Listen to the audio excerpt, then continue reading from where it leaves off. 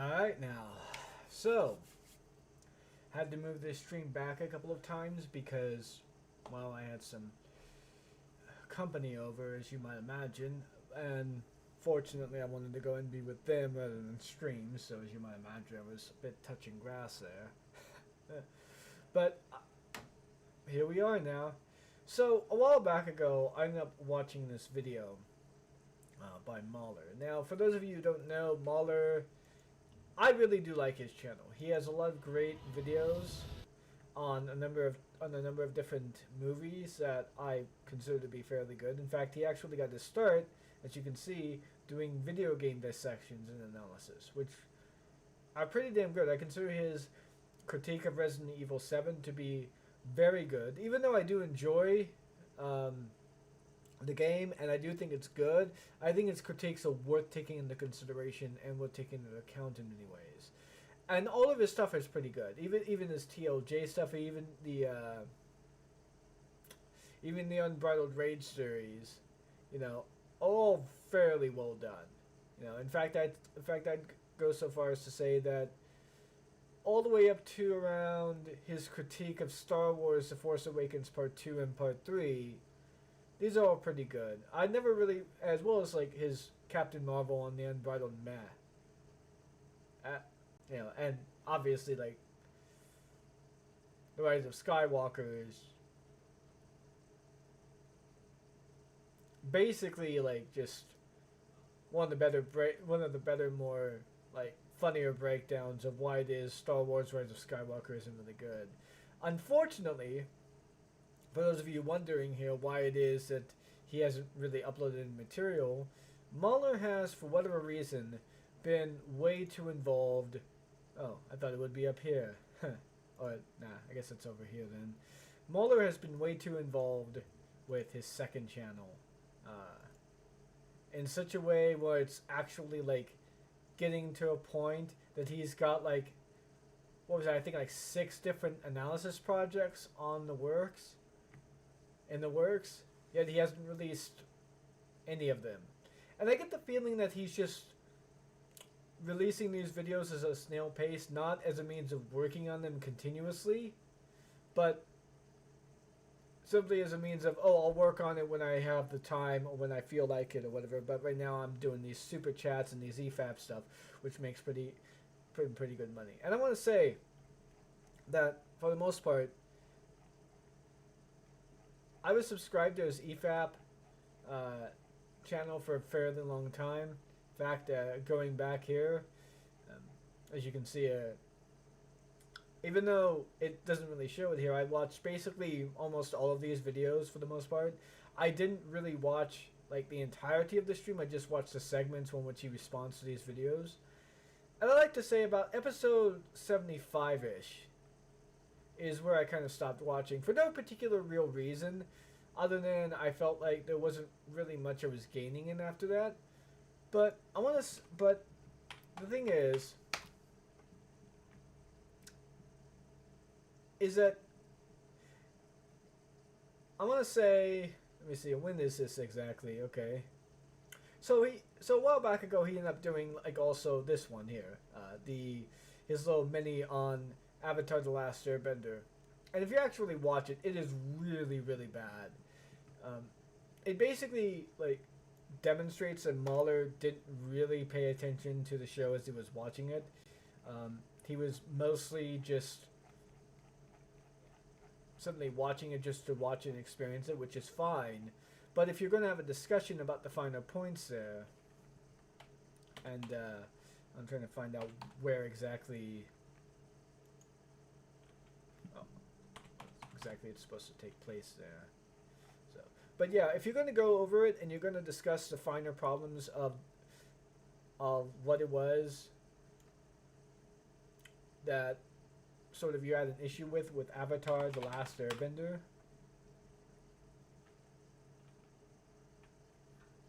Hold on.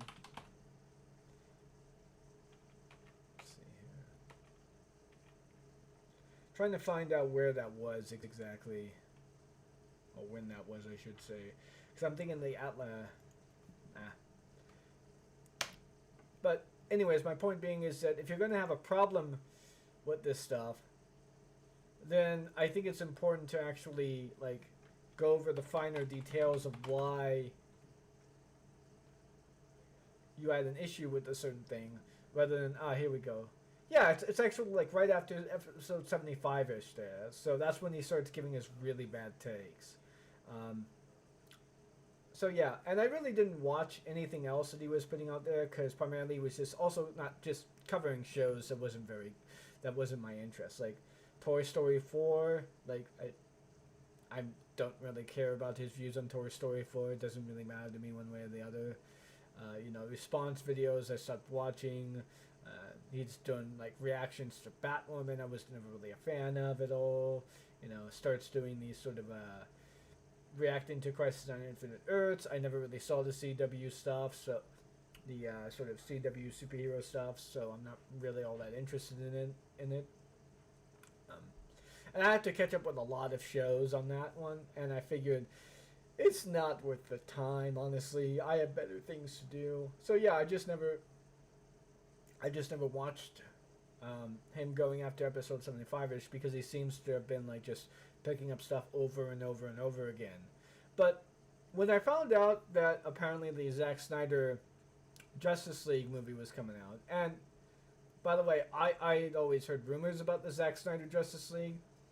At no point, at no time did I ever think that was going to be real, but I never really shit talked it. I just thought, people are trying to like bring back this movie because they seem to think that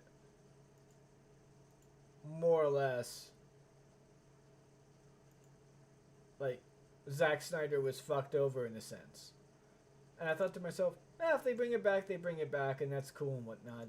But I doubt it's going to be any good. I doubt it's going to be significantly different than what we got. So I didn't really pay it any mind. Come to find out that it's going to be dropping in a couple of months, I decided to say, okay, cool, I'll watch it. And when it comes out, I thought basically it was not only a major improvement, but I figured that if we had gotten this version initially, or at least some version of this, maybe a part 2, maybe in the 2-part if he was really going to push for it, if you would, then we probably would have had much more of an acceptance of the heroes, and it probably would have been more popular than not. Now, in all honesty, do I think that the movie's good? Yeah, I think it's pretty good. Do I think Joss Whedon's version is better?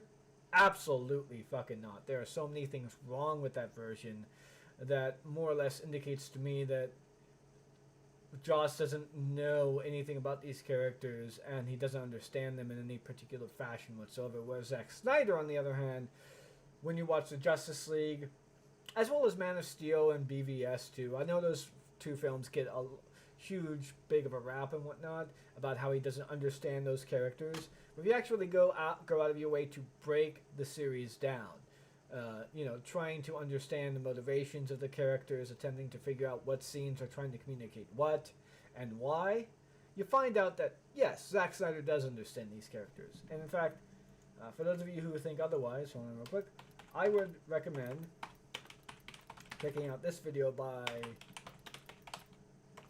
Style as Substance, called Nobody Gets Zack Snyder, Watchmen, Critique.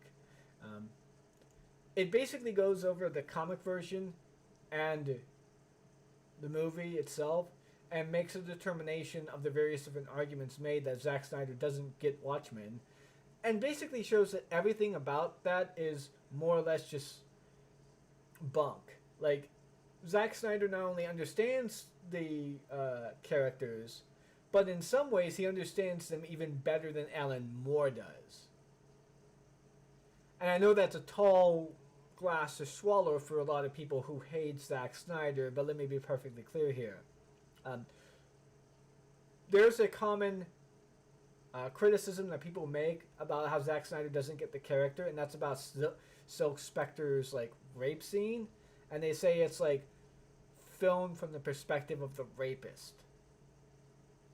But when you watch the scene, not only is it not filmed from the perspective of the rapist in any way, shape, or form, when you analyze it, you find out that what they're complaining about is actually what Alan Moore does. Like, Alan Moore literally frames the comic panels of Silk Spectre's rape from the perspective of Eddie,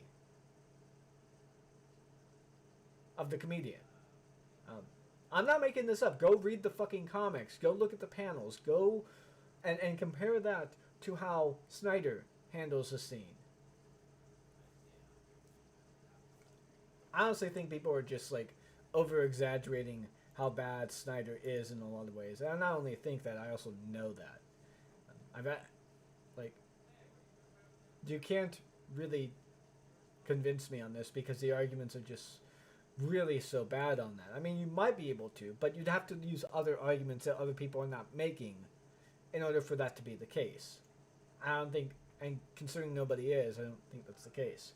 But anyways, this isn't about Zack Snyder getting anything or whatever, even though that's kind of a bit of the topic of what it is that MauLer gets on. He says that Zack Snyder doesn't get the characters, which is kind of funny, because in one of his EFAP streams, and I'll see about making another video that's more detailed in this sense rather than aimless rambling, I guess you might call it, as well as responses. He basically sort of demonstrates that he doesn't understand these DC characters. And what I mean by that is that he makes the idea or the notion that he thought that Barry Allen needs his suit to protect himself while he's using the Speed Force, even though it's literally communicated. Hold on.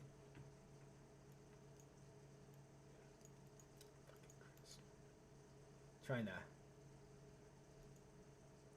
explore here. Sorry, I have the movies on a separate file here, and I forgot to bring up the window. But anyways, point being is that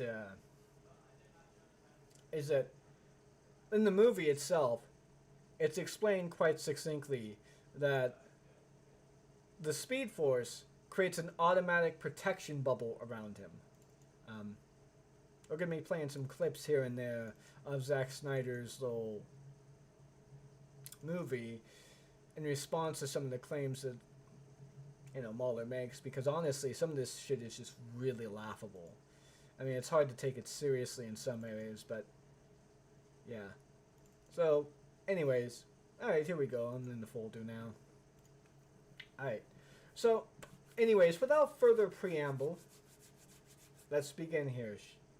Oh man, there's so much to say about this film. Cyborg. He seems a good man in the movie, got himself a great moral center, looks out for people where he can, and wants to achieve to have his parents feel a sense of pride. As time goes on, his father is less and less available. He even misses his son's greatest sporting achievements, and this, in part, connects to an accident that takes Cyborg's mother's life and leaves him mortally wounded. His father uses a magic box to give his son his body back, but his son hates him for it, alongside the accident having created resentment. He thinks himself a monster without a family.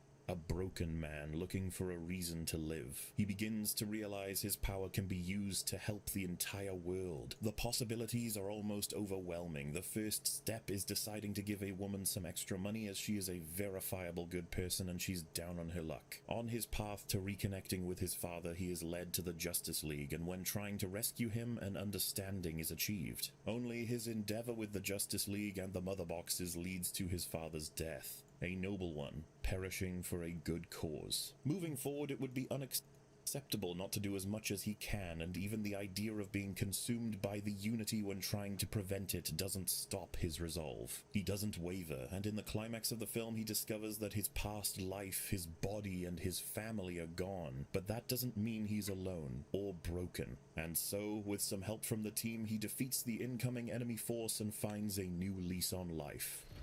Inspiring.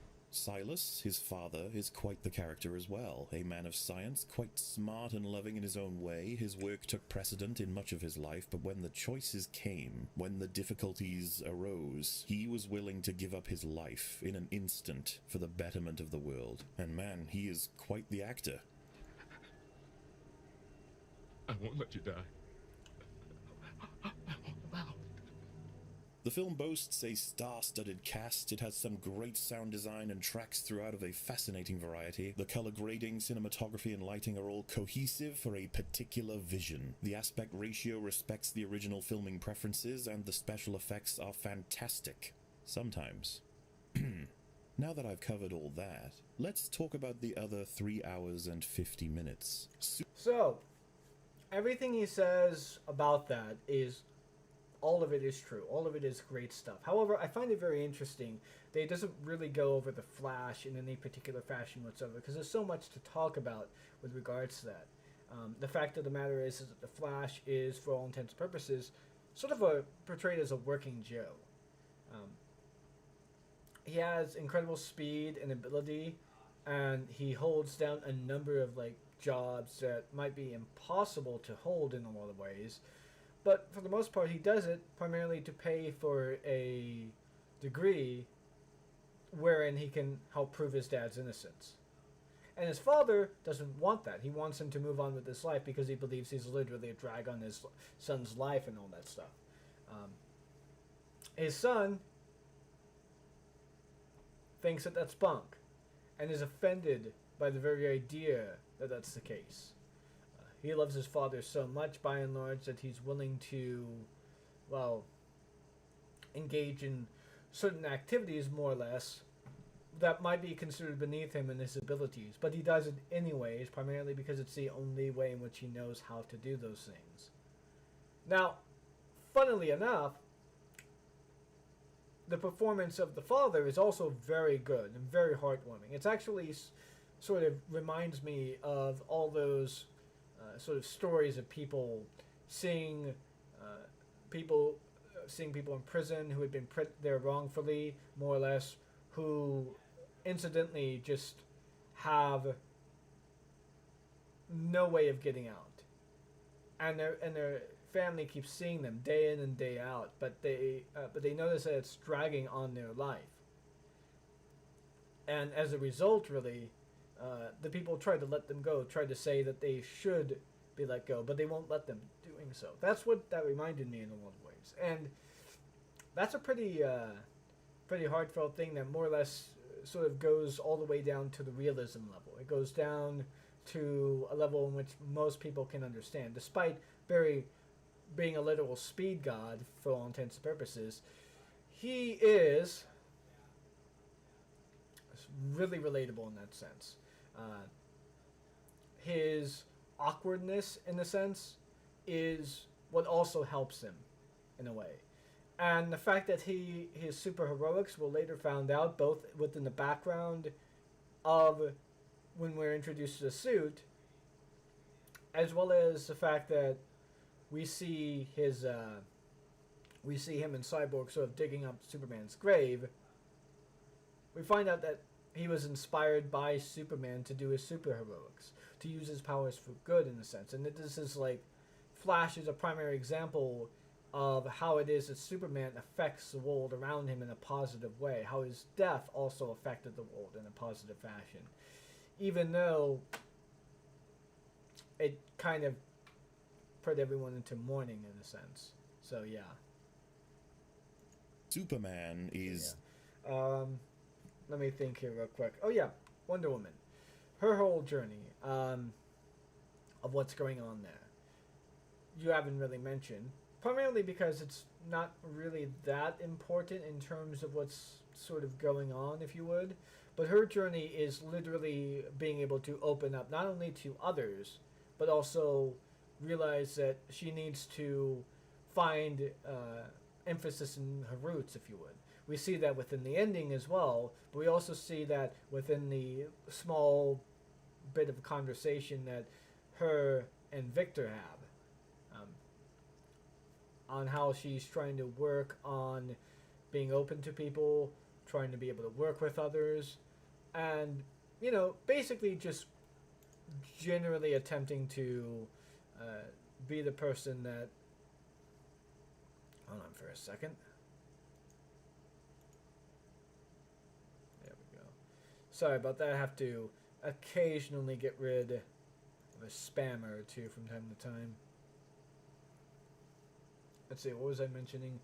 oh yeah, yeah, how it is that she's opening up and whatnot, um, and and the fact that that sort of culminates into the end credits scene, if you would.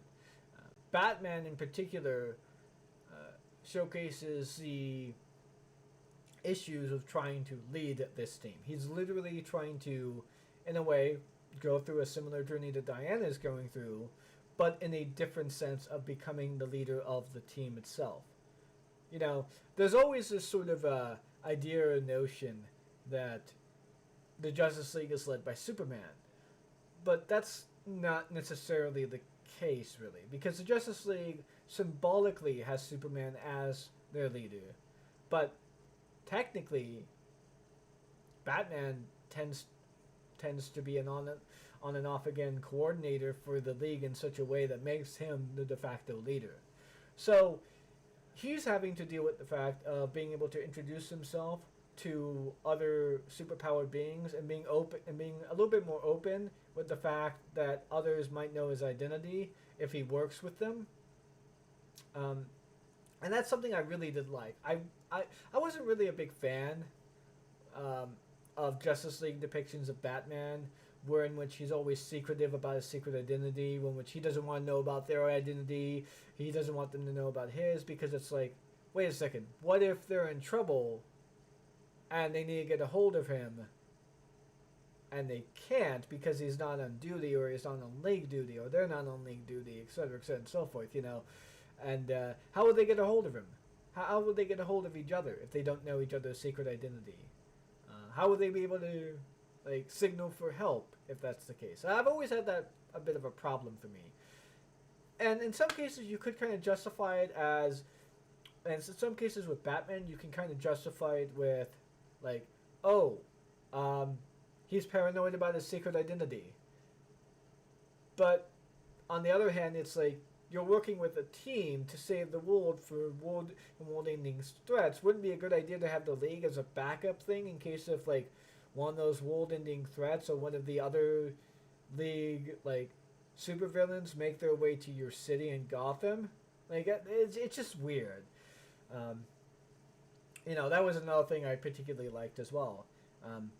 Batman being forced into this leader role as a result of the oncoming threat that is happening, because no one else can do it. I mean, can Diana honestly lead? I mean, sure she can, but does she want to? That's another question that I think needs to be asked. And it doesn't seem like Diana really wants to lead either. So, yeah, there's a lot of great stuff, like I said, to like about this movie. And there's a lot of other characters to comment on these particular issues here. I'm kind of wondering why it is that MauLer didn't really go into any of that stuff. Why he didn't mention those particular aspects of the movie. Because those are aspects of the movie that everyone is talking about with regards to those characters. With regards to Aquaman, there's not really much to say other than he just sort of shows up. He does have a lot of depth that's sort of that's sort of shown to us in a sense, but not really gone that much in depth, primarily because his movie is supposed to be the next one that's going to be coming out after this one.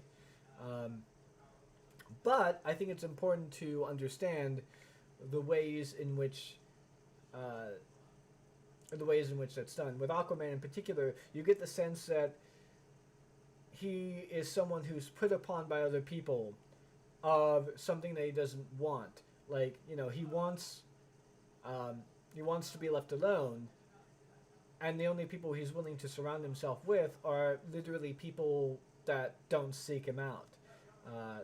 He's forced, in a sense, to become more... hold on for a second real quick. I just noticed something here.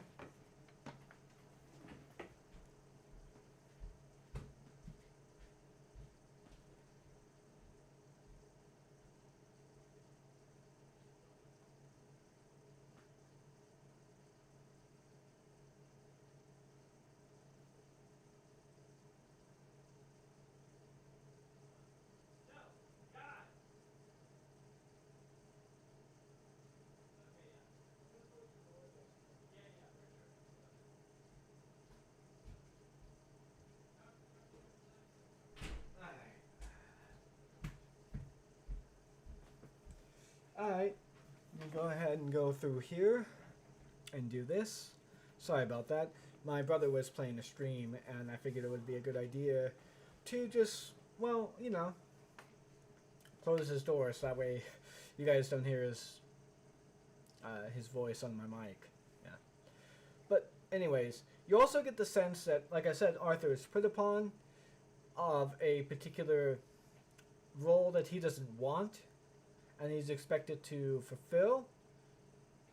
But for the most part, it's something that he rejects. And the reason why he rejects it is because he feels like he was being used, in a sense. That's obviously within the next film. But you also get that sense that he doesn't really want to be used by these people for their reasons. He wants to have his own reasons to be able to reach out to these individuals and to be able to seek out the life he wants. He also has this thing of, like, not having much family. There's also a huge family thing that's going on with him. With Falco, who sort of presents himself as a sort of uncle, if you would, within the film. Even though he's like an advisor, he sort of gives off this sort of uncle vibe, if you would. This person who's known Arthur for quite some time, as well as, like, you know, the banter between Mira and whatnot. You can sense that there's a bit of hatred from Mira to Arthur for what happened to Atlanta, but you also sense that that she, like, knows who he is, so she's, like, trying to give him some kind of respect, but it comes off in a fairly backhanded fashion. But yeah, anyways, that's really all I have to say about that. There's hints of depth, but that goes into the Aquaman movie. So yeah, like I said, there's a lot of other things to say about other characters in this movie. I don't know why it is that he's focusing on Cyborg and his father, other than to say, oh, these are the only two good things about this movie at all. Like, okay. So anyways, let's talk about the other 3 hours and 50 minutes. Yes, let's. Superman is dead. And this means the mother boxes are waking from having heard his scream. But what are the mother boxes? Well, they are living machines, you see, machines of change. They were created to come together as a three and terraform the planet according to the enemy's homeworld. Why not have them pre-built as a single thing to do the thing? I don't know. Also, kind of... Maybe because when you're creating something that can act as a bomb, you don't want the charger and the bomb material to be in the exact same place. You want them to be separate, and you don't want the material that makes up the bomb to, like, be made while it's transporting. Otherwise, a jolt to it could cause it to explode. I mean, you do know how bombs work, right?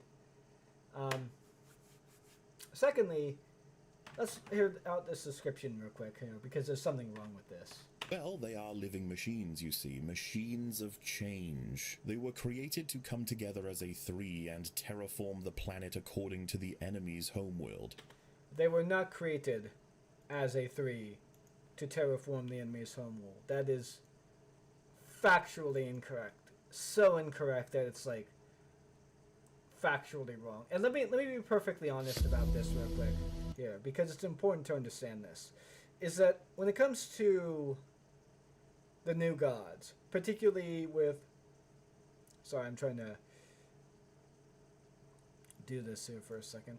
But yeah, when it comes to the new gods, there is a very specific sort of set of things that you're supposed to do with them. One thing that you're supposed to do with them is to depict the technology in a fairly similar fashion as to how they're done in the comics. And the reason why that is because the new gods are platonic entities. They're platonic beings, if you would, who project imperfect versions of themselves into the multiverse. Now, a lot of people are going to say, in response to this, oh, that's in the comics. I don't give a shit about what's in the comics. It didn't say it in the movie. Let me be perfectly clear here. This is going to be the case no matter what version of the New Gods you're talking about, okay? If there was a sketch, let's say DC did a sketch, for example, and they did it with Stephen Colbert on Saturday Night Live, and they do this whole Superman multiverse sort of thing in which they interview Superman, and then all of a sudden Darkseid comes into the scene in a boom tube or whatever, and sits down and has an interview with Stephen Colbert, and then leaves. Technically speaking, based on how it is that these characters work, not the comics, just how these characters are supposed to work fundamentally at their core, even though that was clearly a person dressing up as Darkseid, even though that was a bit, even though this is clearly by the company and that is real, that is basically Darkseid invading our universe to have an interview with Stephen Colbert and then to leave. That was the real Darkseid. Not the true Darkseid, but Darkseid in actuality, because that was like an emanation of him that is projected into our world. That's how these characters are. I would implore you, by the way, for those of you who are wondering too, as well, I would implore you to check out Imaginary Axis' video on Darkseid. It is really, really good, by the way. He basically explains what Darkseid is as a character in the DC universe, why it is that there are so many different versions of him, and how it is that he sort of came about this information as well. But also, I think it's important to understand as well that he ended up doing a live stream here, as you can imagine, that more or less answered all the questions that he, that he didn't answer in those other two videos. So, and by the way, I did ask a number of questions here, as you can see, this is my comment. So, and I can point out to you which questions he asked, but we'd have to go over this. I'd have to go over this live stream, and I didn't quite do that. So yeah, but anyways, so with that being said, what are the mother boxes? Well, we could go over like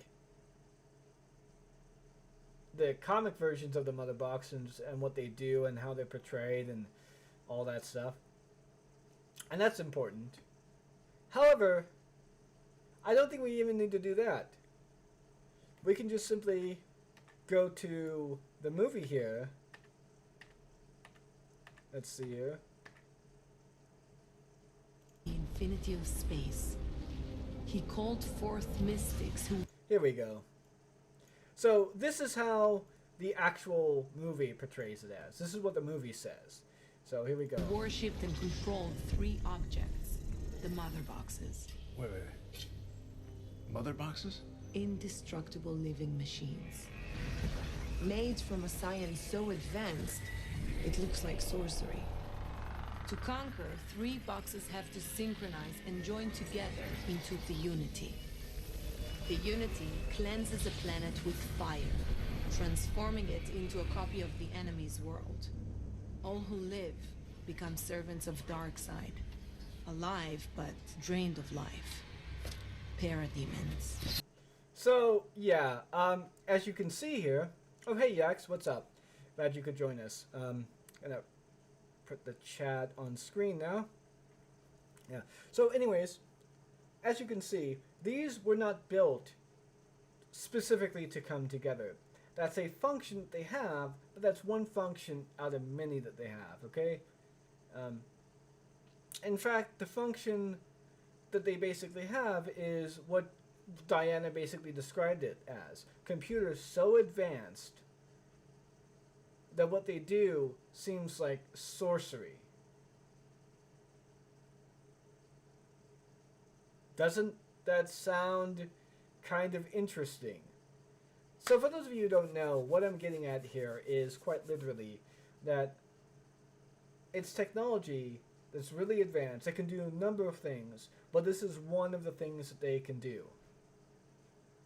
You're just, I don't mind the objective analysis stuff. I don't mind whatsoever that you can describe a movie and the problems within the movie objectively speaking without going into subjective issues that you personally might necessarily have. I think that's possible. Does that mean that your analysis, that what you say or your conclusions of that's all objective? No, obviously not. Even in an objective analysis, your conclusions are still going to be subjective. But let me be perfectly clear here. This is not objective. Like, this is not an objective issue here, okay?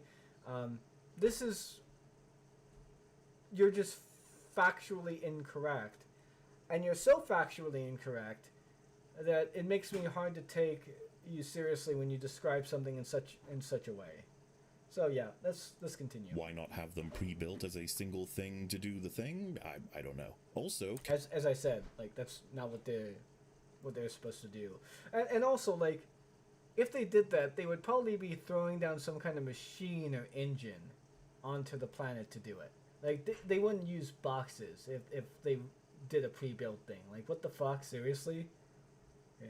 Kind of weird. How would it know, like, the concept of a friendly or an enemy or an owner of a planet, I guess? Does it copy the current state of the homeworld? What if you have no homeworld? Anyway, one...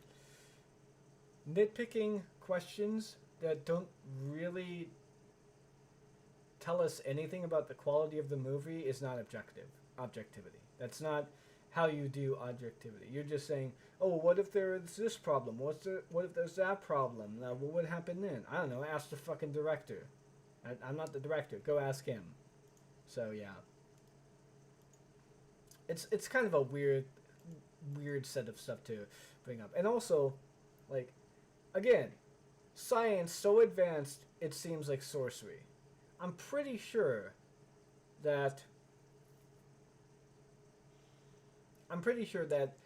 if you were to describe that in a sense, you would think, oh, well, clearly it's so advanced it has the ability to understand the difference between a friendly and an enemy. Like, that's not a problem for anyone who knows anything about sci-fi fucking shit. That seems to only be a problem for you. Well, you and your grouping, I guess. I mean, holy crap. Once upon a time, way back in the day, it would seem that a big alien set foot on Earth in hopes of terraforming it with his sorcerer people. This didn't work because this was Earth, and Earth had Ares, Zeus, Artemis, a Green Lantern, the Amazonians, the Atlanteans, and the race of men coming together to defend it. Big Alien, also known as Darkseid, gets whomped in the neck, his ships destroyed, his armies defeated, his boxes stolen, and his anti-life equation abandoned because he couldn't hack it in this battle. The anti-life equation is carved into the surface of this very world. Are you certain? I have looked with my own eyes. Interestingly, however, this was the only loss for Darkseid in millennia across the multiverse. The only world Darkseid had ever lost. The only time he was beaten, the only time someone made him bleed, the only place that ever stole his mother boxes from him, and the only place in existence with the anti-life equation. We have this confirmed to us by Steppenwolf. Well, not the only place. Like, I'm not too sure where exactly you got that. Like, the only place in existence with the anti-life equation? No. The anti-life equation is all around the universe or whatever, in disparate places here and there. But key parts of it keep popping up on Earth. And that's the thing. This is why Darkseid literally sends emanations of himself into other versions of Earth. So that way he can continually invade different versions of Earth in order to be able to get the anti-life equation. And, you know, to be able to succeed. This is why every version of Darkseid is obsessed with the anti-life equation. Whether we're talking about the DC animated universe, whether we're talking about the original Jack Kirby Fourth Wall run, that's literally on my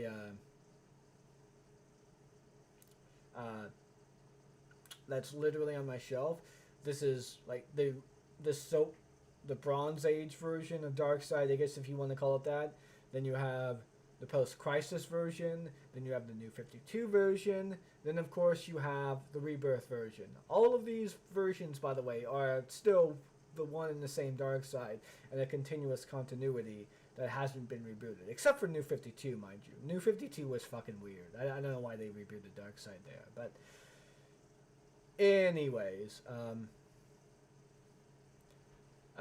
yeah, actually, X, that is correct. That is basically what happens, what is described in there. And in fact, he basically says to Wonder Woman, says that that's the case. Now, whether or not that really is the case, whether or not it is really the only world he lost ever, and across the multiverse everywhere, we don't really know that, right? Now, given that they had a Green Lantern there, I would imagine that the Green Lanterns probably gave them information on what Darkseid was doing throughout the universe and whatnot that he was in.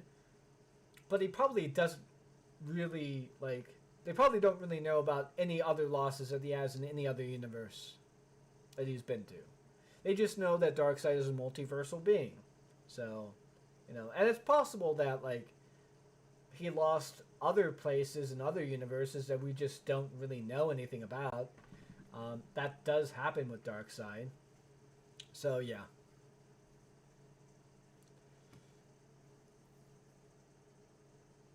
Oh, yeah, that's a good point there. The only one to put up a fight. Yeah, no, that's right. That's the... Yeah, it's a very old legend there, so, you know. But, yeah, that's right or whatever. Like, just because, like, this one planet had him do a loss doesn't mean that the other planets didn't put up quite a bit of a fight to, like, damage Darkseid and his forces. But anyways, let's go and continue here, shall we? Because this is kind of emblematic of the problems I have with MauLer's whole video. And again, we're probably going to do this in multiple parts because it's really so long.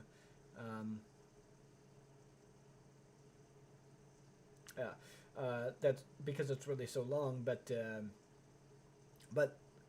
thing is that for some reason MauLer has this tendency to hyperbolically describe things that happen within the movie that aren't really descriptions of what you see on screen, and then he treats a hyperbolic description as if it's what's on the movie as a problem for the movie and why it's a problem for the movie, even though it's not. Like, that's not how you do objective criticism. That's how you basically do shit like, oh, Zack Snyder's plan for the Justice League is to make a storyline similar to that of the Injustice storyline. It's like, no, that's not at all what Zack was going for. He wasn't going for an Injustice style storyline. Like, what the fuck? Anyways. Finding it on this planet in a vision provided by the Mother Box, the very same thing that Darkseid found when he was first here. He found it hidden on a primitive planet, the world that fought back. It is Earth. After disrobing, he tells Senpai Darkseid all about this, and Darkseid is very excited, talking about how taking that planet is essentially his main whole deal. It will give him control over the entire multiverse. He wants his stuff back, and he wants them to submit. Excellent. We have our world building. And all of existence shall be mine. The lost world is Earth. I have turned 100,000 worlds to dust, looking for those who robbed me of my glory. Why would none of them be aware that this is the same planet, thus leading them to it prior to now? Fading from the view of the enemy, anonymous among a trillion worlds. Darkseid kinda forgot. But The before story of the Defiance is well known. I have found the primitive planet. He, in his vast, spacefaring, multiverse-traveling, high-tech army, forgot which planet had all of these incredibly important aspects of his life take place. Nobody thought to write this down. The coordinates, the name, the system, nothing. He almost died. When he returned to Apocalypse, he was in a fight for power, and much time passed before he was in a position of power again. And by then, all who'd been with him had been slayed. So, with the additional director's input, we can confirm Darkseid and every system of recording at his disposal kinda forgot about Earth. Also, all of the people present for this are dead, and also everyone knows the story? Okay. You forgot to pop this in your story there, Zack. Not that it makes a difference. Okay. There are several really bad problems with this. Where exactly do I begin here? Okay, let's go ahead and begin with multiverse and coordinates and names and whatnot. The universe is a very vast place. We all know this. Now, the multiverse, on the other hand, is even bigger. Like, much, much bigger. I know I sound like I'm being patronizing to MauLer here, but I don't think he genuinely understands the concept of a multiverse and how big of a problem that is. Because you can't just create coordinates to an Earth. Because, here's the thing here. Which Earth are you talking about? What coordinates are you referring to? Like, in order to have coordinates, you have to have an origin point, an anchor, to set your origin to in order to get to where it is that you want to go. In a multiverse, that's not possible. Because you don't have a way because your coordinates is literally another universe. Like, how can you even do that? It doesn't make any sense. Furthermore, like, even if he were to know it was Earth, which Earth? Accordingly, the multiverse is like billions upon billions and trillions upon trillions of endless fucking Earths. Like, he could literally end up going to like hundreds of thousands of Earths and destroying them all and never finding the anti-life equation he was looking for. In fact, in some universes, by and large, the anti-life equation isn't even on Earth. So, this is, as I said before, this is why it is that he literally creates emanations to go to various different universes, and why those emanations are consistently fighting the Justice League and various other members of the DC universe and whatnot on planet Earth. It's because in those universes, the anti-life equation is there. In the universes where Darkseid isn't really present or ever seen whatsoever, guess what? The anti-life equation is never mentioned, never found, never seen, never heard of. There's nothing there in terms of that. So, I mean, how do we know that, like, the 100,000 worlds he was, like, turned to dust wasn't like 100,000 different Earths? And he's still doing it. Like, what?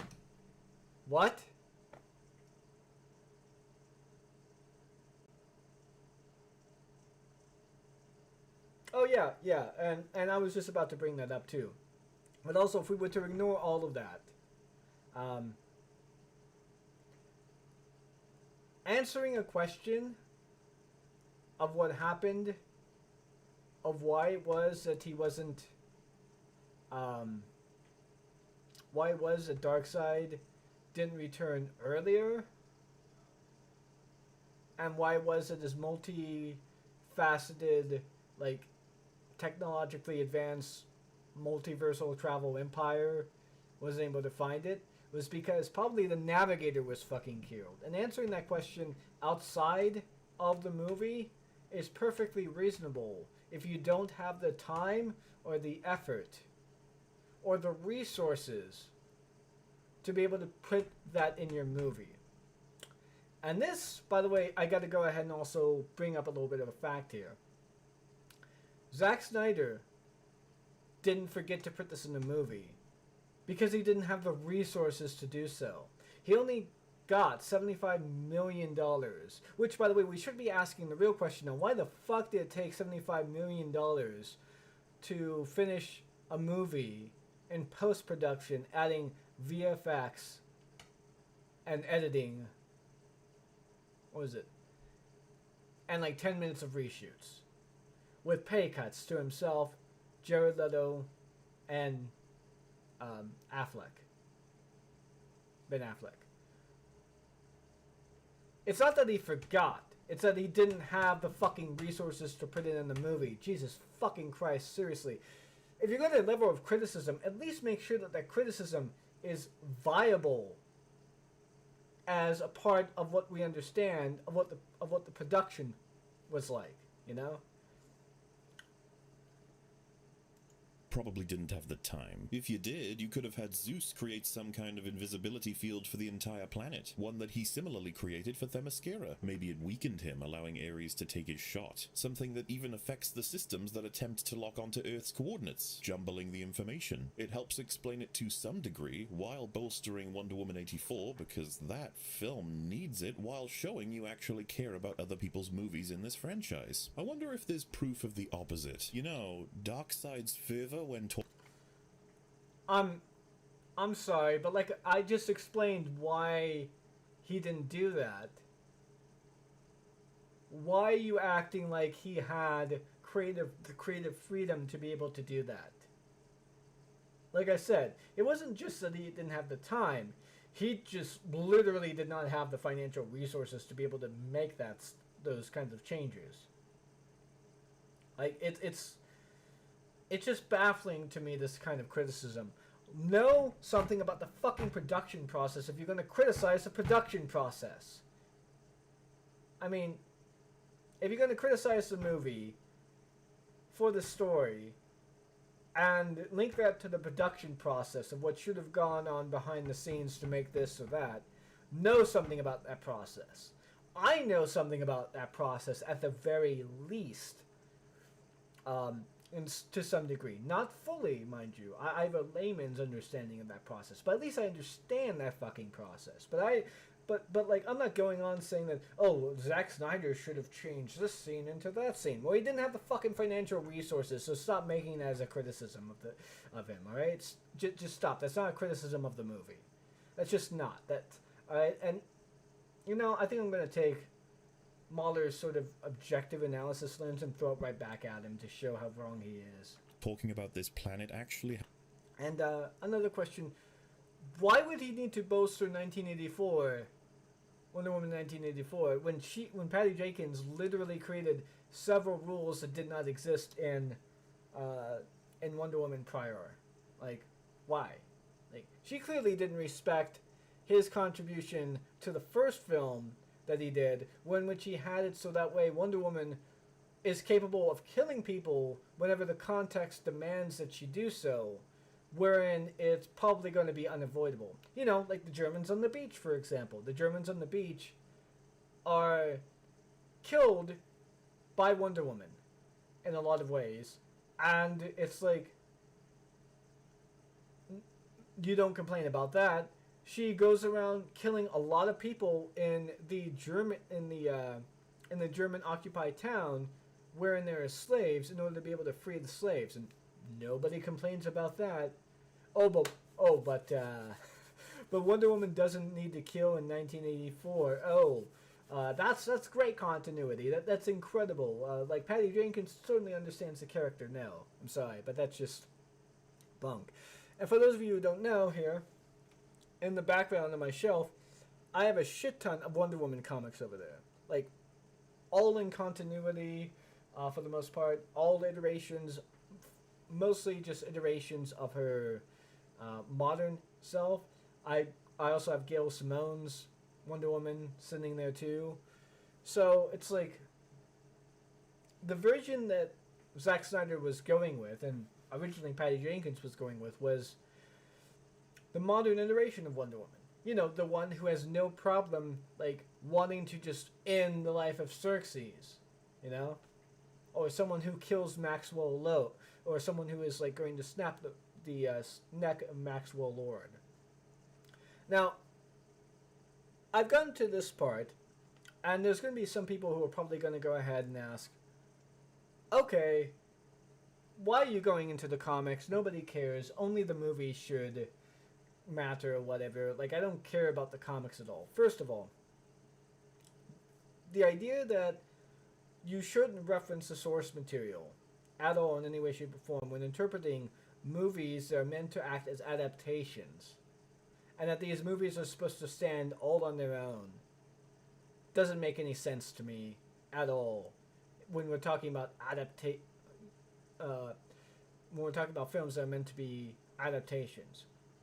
Worst of all, Zack Snyder's film, I'm not too sure how much this has been brought up in the conversations about Zack Snyder's films, but Zack Snyder's films are not proper adaptations in the superhero genre sense of films.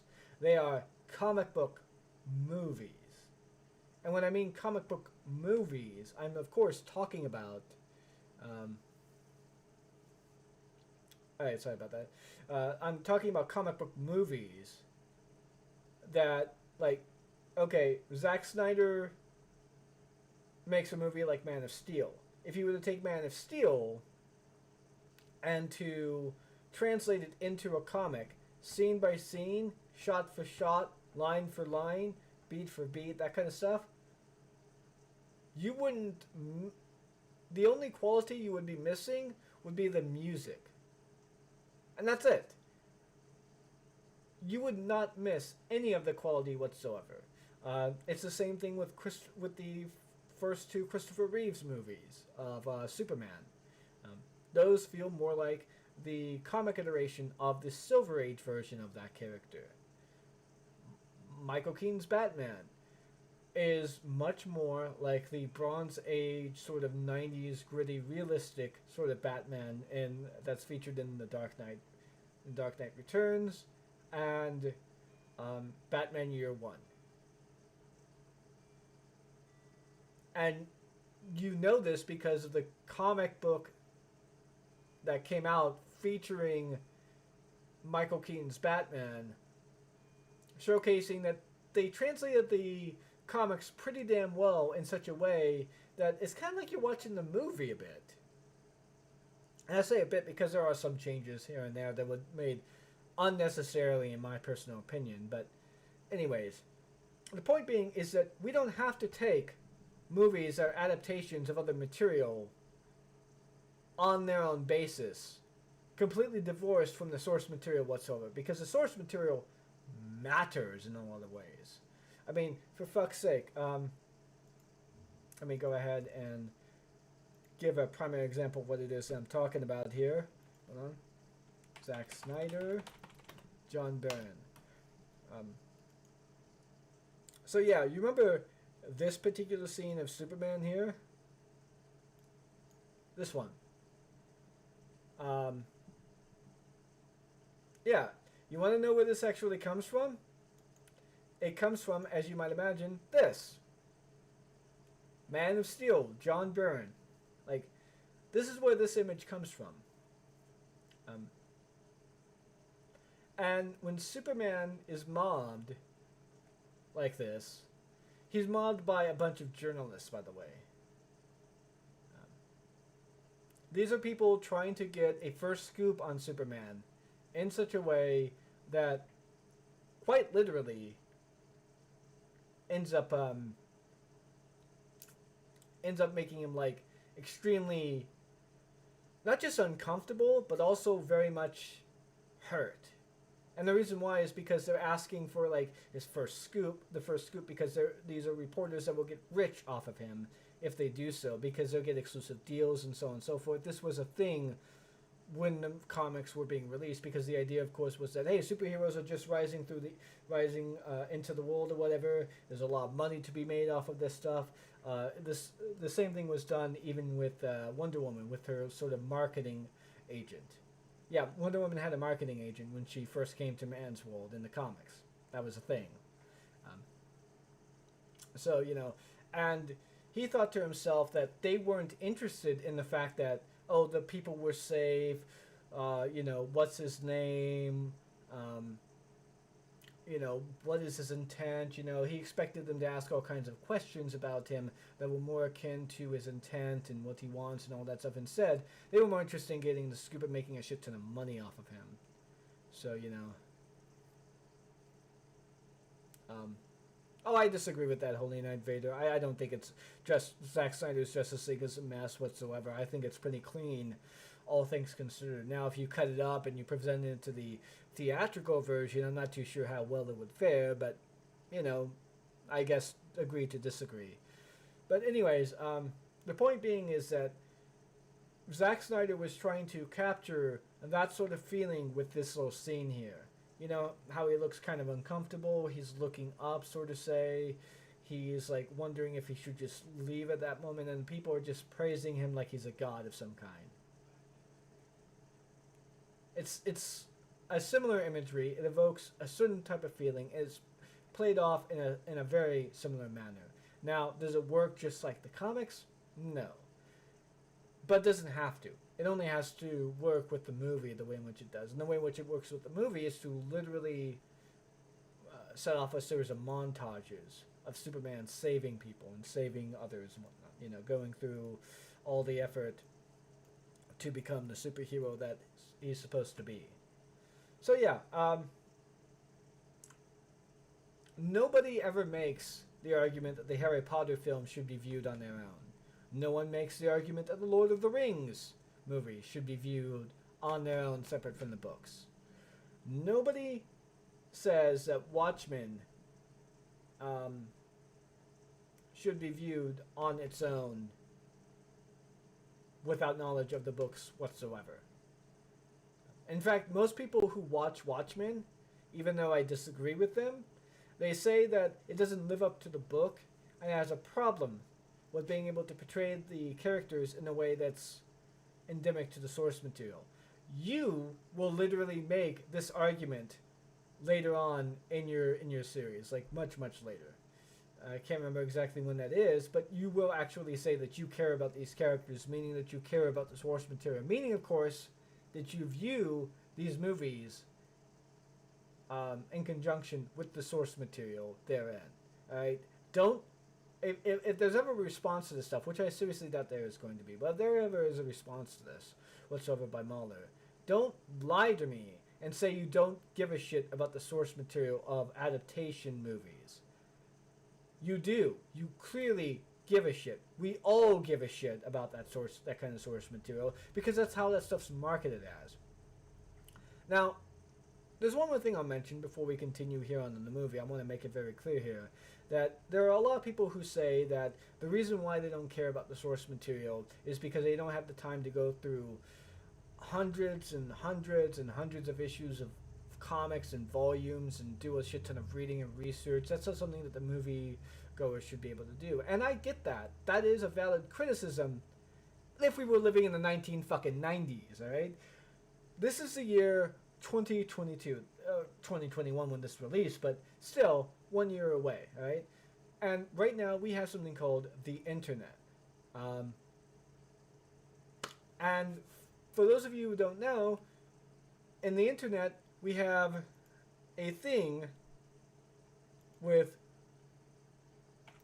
hold on for a second, we have a thing for nerds wherein if you were to, say, for example, introduce a new character that's straight from the comic book,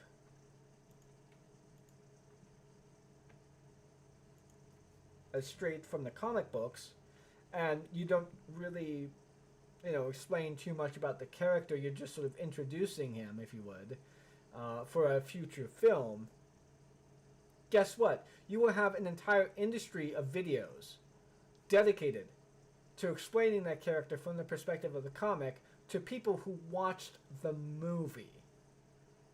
And let me give you an example here. Darkseid. Let's look up Darkseid when Darkseid released. Ooh, look at that. The search for Darkseid peaks right around here. Gee, let's see here. When did the Snyderverse release? I mean, the Zack Snyder Justice League. Zack Snyder Justice League. release. Alright, March 18th, 2021. Looks like... would you look at that? March 14, March 7th. So yeah, right within that time frame of the marketing. And after the movie releases, like, a lot of people already know, so it kind of falls off. But, you know, it's still kind of going up and down, pretty much as it's always been here. So yeah, it's like, and what will happen if we type Darkseid into YouTube? Let's do that. Darkseid explained. Oh look, we have a bunch of videos by a bunch of comic book nerds. By a bunch of comic book nerds. Or I guess you call them geeks. By the way, I'm one of them, by the way. I'm not doing a denigration thing here. But including the channel that gives the most explanation on Darkseid, I might add. All of these are the first results you have. In fact, let's go into incognito mode just to drive the point home a little bit more. Oh, wait a second. Don't have incognito mode on this browser. Hold on. Let's do that. Let's fix that real quick. Okay. Incognito mode.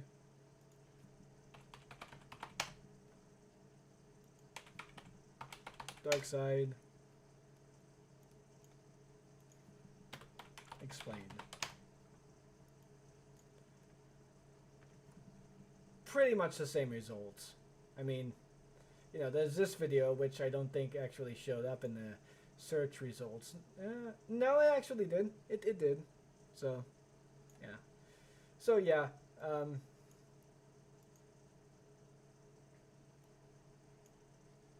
Yeah. This, I just don't understand why it is people like from MauLer's camp are saying that these movies should be judged on their own merit, when clearly nobody says that about any adaptation whatsoever. I mean, if you were to explain, for example, that Gandalf comes back in Lord of the Rings, primarily because he's not human, he's an angel that was sent down from a heavenly realm to thwart the machinations of Sauron.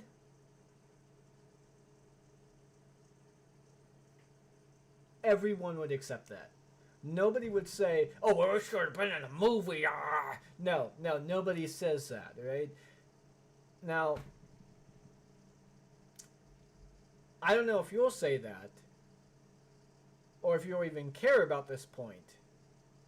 But I'd like to go ahead and point out here that sometimes standards for movies change based on the genre that you're tackling, because each genre tries to do things differently, and each genre attempts to do things differently in an objective fashion from others that can't really be done without, like, no longer being a part of the genre they're trying to engage in.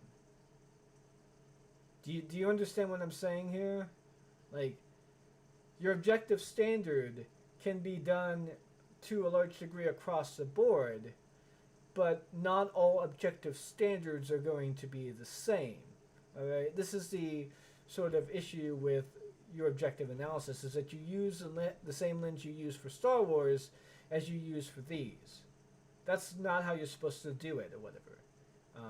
Because while I agree that the Star Wars movies and the Star Wars media material should basically be able to stand on its own without having to build upon or rely upon third-party material and information in order for it to be of quality material. While I agree with that with Star Wars, that's not the case with comic book movie adaptations. And the reason why is because those are adaptations, and the Star Wars mediums are literally just meant to simply be standalone stories within the Star Wars universe.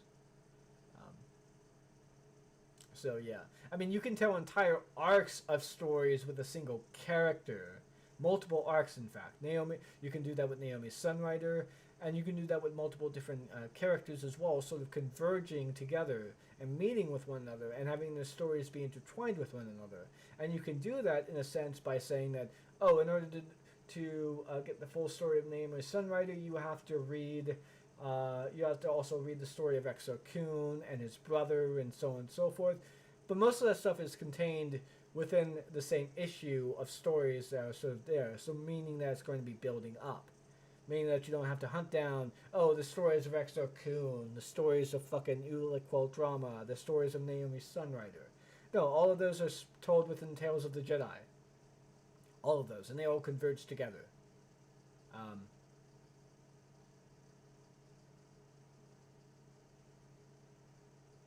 But that doesn't work with regards to adaptation movies because we bring our biases, our precepts, our notions and ideas of what these characters should be, or our exposure to other media containing these characters and whatnot.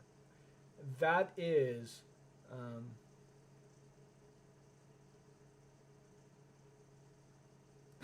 yeah, that's true. That is how it is that we view adaptations of anything. You know, it's like, for example, there are people who seem to think that God of War, as a franchise, is somehow made its way the way in which it does by faithfully depicting the gods and deities of the Greek pantheon in that fashion. Now, that is not true. That has more to do. In fact, God of War has more in common with 40K in the fact that it is the myths exaggerated to such a ludicrous degree with the knob turned to 11 and pulled off. That is basically, in a lot of ways, what 40K does with its own Grimdark. But, you know, the reason why they say that is because they've seen so many movies and they've likely been exposed to so many media pieces that depict the gods in such fashion that they just assumed that they were going for a similar route, just more in a video game sense.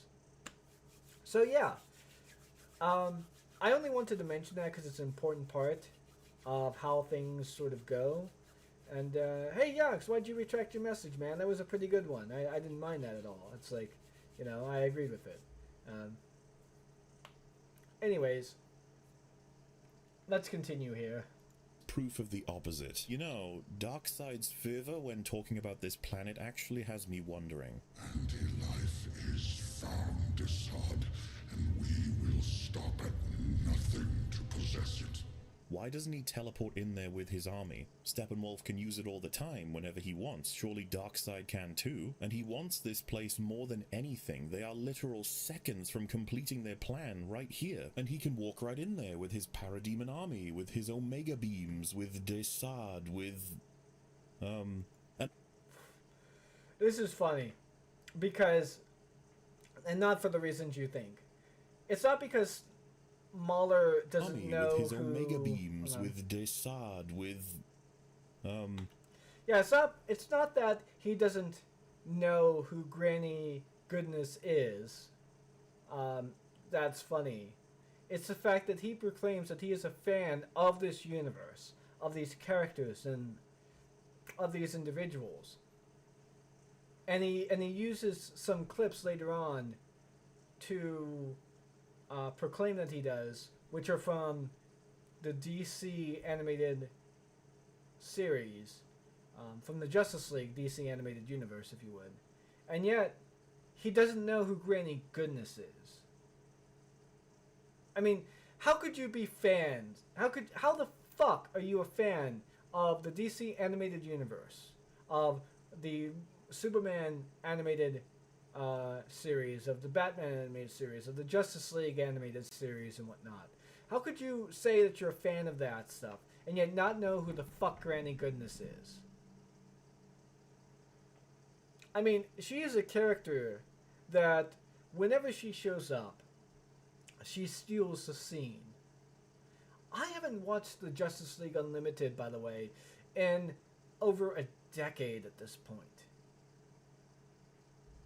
and I haven't watched the animated series of Superman in about the same time, and I still remember Granny Goodness and her performances, as well as what she does within there, and even her first appearance, even. And yet you claim that you're a fan of these characters, and that's why you're so offended by Zack Snyder.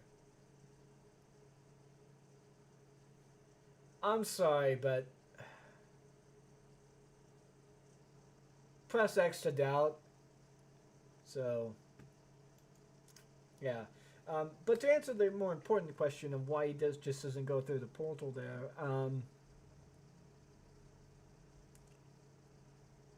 Darkseid is a man of his word, ironically enough. Like, as evil as Darkseid is, he is basically one to keep his word in all the ways. If he says that he will only step on Earth or come to Earth after he has procured the anti-life equation, then he will do only that. And if Steppenwolf fails, then he fails. And he's probably not going to come to Earth then and there, depending upon the circumstance. Alright?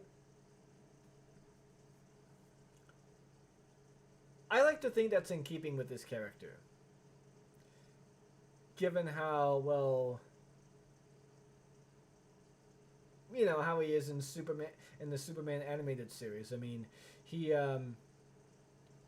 more or less makes a promise that later on he keeps in a very fucked up way. I mean, he says basically that if you will not be my pawn, if you will not be my knight, you will be my pawn. And then later on, of course, he captures Superman, brainwashes him into thinking he's, like, the Darkseid is his father, and that he's always been on Apocalypse, and he sets him loose on Earth to have him, like, either conquer it in his name, thus creating a loophole in the new Genesis treaty that he has, or that Earth kills Superman and he's finally rid of himself of one of his most obnoxious enemies. That is what Darkseid does, you know. I mean,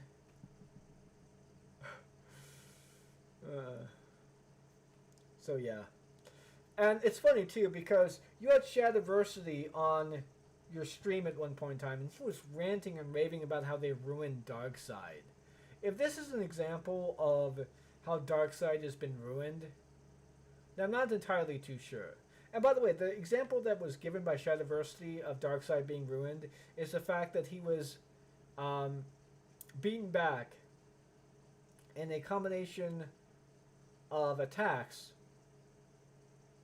by various different gods that led to Ares being able to deal the killing blow. I mean, never mind the fact that he manhandles a Green Lantern like he's nothing. But I should also remind you all that that is not Darkseid. That's Euxis. In fact, one of the things with Zack Snyder and the little quote you gave on the exact same site that you found that little screen cap of him saying that, like, his army was slayed, you know, that went with him to Earth. He also explains that this is Euxis, not full Darkseid. And we know that primarily because he doesn't have the glowing eyes, yet he doesn't have his armor on, and he's using a weapon rather than his classic Omega Beams, meaning that he doesn't have his Omega Beams yet. Now,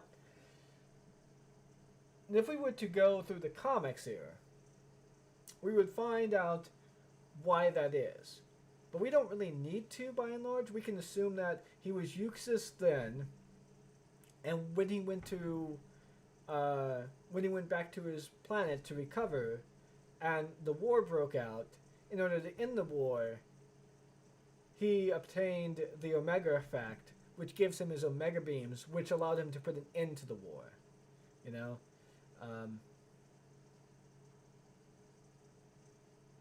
So, you know, that is perfectly fine. That's a perfectly fine piece of detail. Would I have liked it to be in the movie? Sure. But that's not a reason to criticize the movie, because again, Zack Snyder only has $75 million to finish VFX, editing, some reshoots and whatnot, with pay cuts to himself, Jared Leto, and Ben Affleck. So yeah, it's like, why is this a criticism? I don't get it.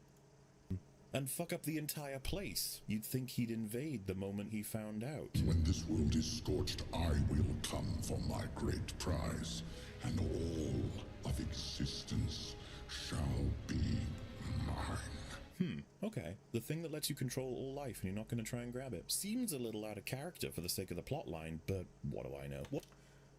Why is it out of character? Darkseid, as far as we've been presented within the movie, is an immortal, nearly omnipotent god who cannot age. If he were to wait for the Justice League to age and die, and simply go down to the planet when they die, and take the anti-life equation there, that would be perfectly fine and in keeping with Darkseid's character. You want to know why? It's because of something called the Great Darkness. You want to know what that is? It's a storyline involving the Legion of Superheroes in the 30th century, obviously, one which Darkseid kind of got tired of losing a lot of the time when invading Earth, so he decided to go ahead and go into hibernation long enough to the point when which all the superheroes he was having problems with would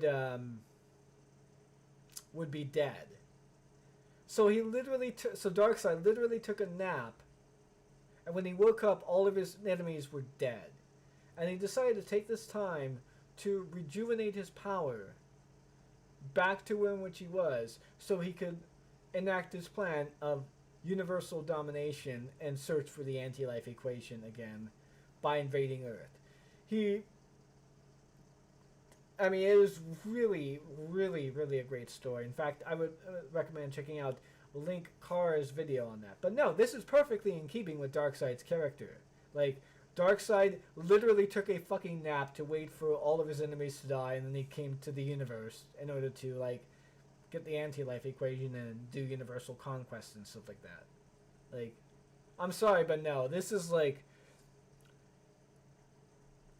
whoever it was, your meme depository guy or Shad Diversity, I don't know who it was out of these two that proclaimed to be major fans of this character or the DC universe as a whole, but they lied to you about this not being in Darkseid's character. I'm sorry, this is just, oof, really bad.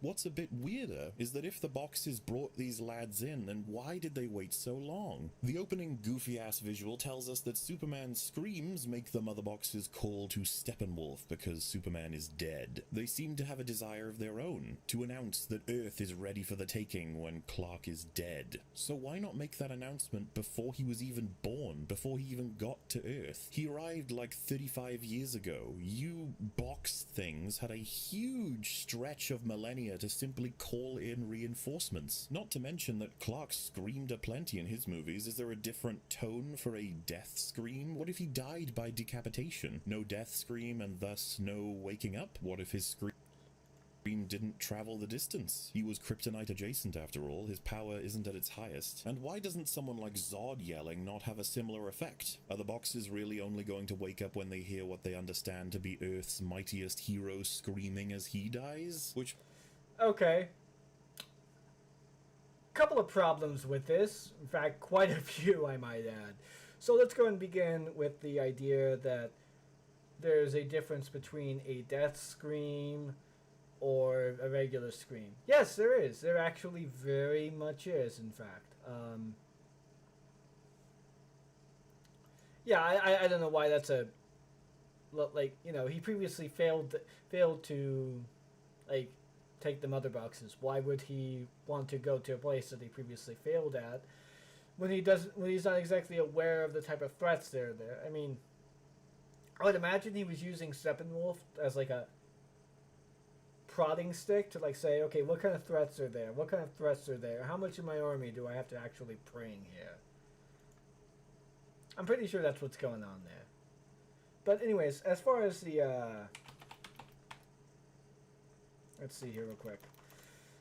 What was it again? There was a specific clip. Rings, lines. Oh yeah, that's his name. Yeah, my bad. Almost forgot Christopher Lee's name. Actually, let's see. Lord of the Rings. Stabbing interview. There we go. So yeah, to answer the question of like, is a regular scream and a death scream two different things? Well, let's see Christopher Lee answer this here. You ought to see me with the 357 Magnum. I'm awesome. When Wormtongue rises up and comes up behind Saruman to stab him, of course it was my job as director to talk to Christopher Lee and to explain to him what I wanted. So I started to go into this long explanation about what sort of sound he should make when he got stabbed.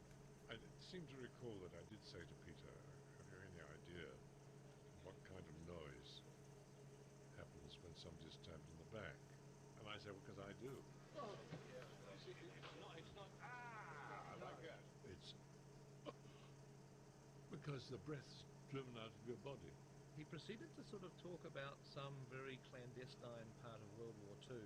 He used to be in the British Secret Service, whatever they were called, the OSS. He seemed to have expert knowledge of exactly the sort of noise that they make, and so I just sort of didn't push the subject any further.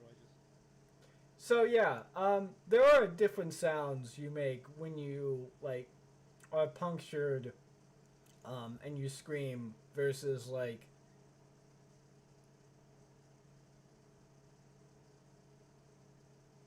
when you just scream.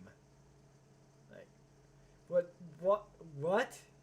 I'm sorry, MauLer. You're supposed to be able to do research in such a way. With regards to saying that, what if the mother boxes didn't reach, like, I mean, what if the scream didn't reach the mother boxes? Well, it would have reached one because one was literally in the confines of the city that we saw.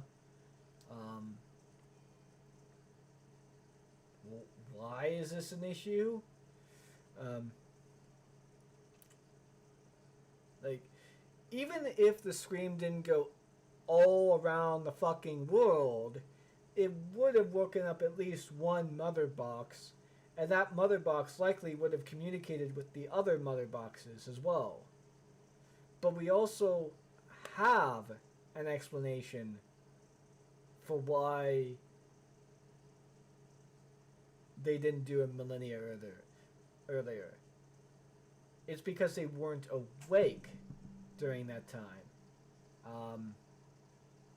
They had been asleep throughout the entire time until they were woken up. Not by Superman's scream, mind you, but by Silas. When he's like messing around with the mother boxes in order to create... Hold on. The power transfers through the scream seems to be sending messages from each mother box to the one that would be the most secluded and fortified. Yeah, good points there. Anyways, what was I saying now? Oh, yeah. Okay, so the point I'm trying to get at here, without belaboring it too much, is that this is a nitpick in such a way that makes no sense. Because it's like trying to basically give us a context for the ending of BVS that's far darker rather than more of a mourning sort of a celebratory, oh my god, we shouldn't have like hated Superman, we should have accepted him because he sacrificed himself for us, and it's basically trying to tell us that there's more to his death than just the death of Superman. And I think that's fine with the way in which it opens up. And your nitpicks don't make any sense. Because even if it didn't reach around the world, if it just reached through the city and dissipated and that was it, then it wouldn't have done, then like a domino effect would have occurred, like Yak said. So... By the way, if his scream is traveling these distances, then the amount of power it has at the origin point would create a fucking sound nuke. And that's a conservative estimate. They didn't wake up when he got temporarily deaded in space, so why are they waking up when he's temporarily deaded now? You do know that space doesn't have sound, right? Like, sound doesn't travel in space. There's no atmosphere in space. There's no way to make noise that travels the traditional way that you're talking about in space. Like, there's noise in space and that happens, but it's like it's detectable through other means that would be relevant to a scream. And not to mention, did Superman really scream when he was hit with a nuke? No. So who gives a fuck? Do they care if he goes off-world? Do they know? What the fuck are these things? Joss Whedon made it so that they woke up to the feeling of fear engulfing the people of Earth. That fixes, like, a lot of this. That humanity would be more afraid now with their alien protector dead after having killed Doomsday, and, you know, there's a worry that more might come. Justice League is absolutely the inferior film, by the way. Don't worry about that. Just an interesting comparison. So... that's a lie, by the way. But let's go ahead and explore this problem, shall we? Let's say the mother boxes did wake up because the world was feeling quite a bit fearful. Do you have any idea the types of worldwide events that have taken place throughout the entirety of the history of humanity that probably would have woken up at least one of the boxes because of this? Like, you have the Black Plague, for instance. You have World War I. You have World War II, being two primary examples of that.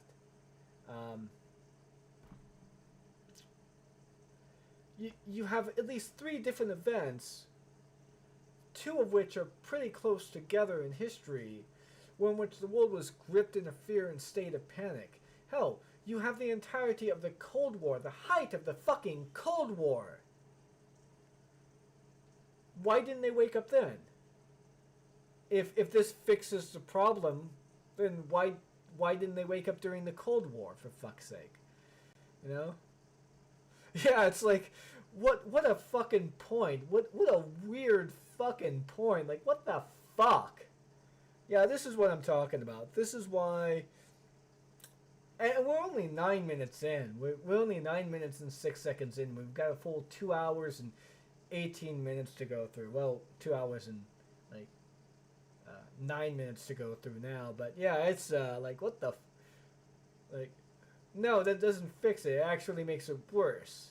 So, anyways. Why is it that only one of them wakes up fully and the other two sit still, despite all three waking up upon the death of Superman? Is all of this for the convenience of the plot? Imagine if Silas's box was the first to wake up. Steppenwolf takes it with ease, and the other two, well, they weren't exactly difficult to get. It's essentially said that the mother box...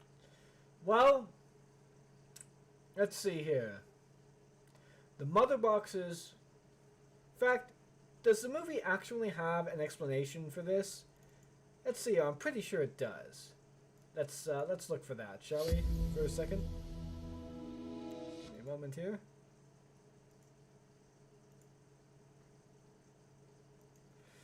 Hold on. I have it on my other drive, so my drive has to load up here for a second. But yeah, this to answer the question, obviously, this is like the question and the answer to it are fairly simple, but here we go. Okay, so let's go ahead and get to it here, shall we? Ah, there we go. Okay. So, this is the explanation here.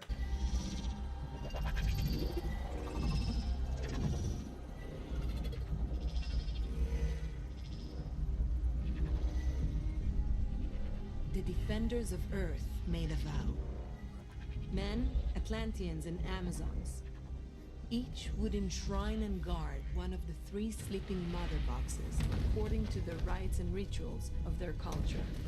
In case a box should ever wake again to call out to the planet Apocalypse to return and conquer the only world Darkseid had ever lost.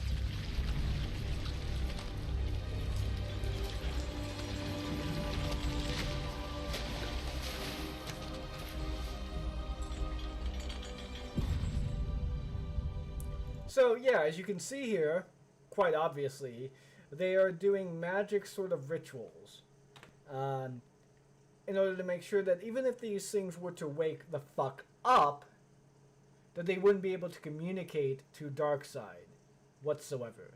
Like, you can see this. This is clearly Earth's magic being used to make sure that if these boxes were to wake up, they don't communicate shit.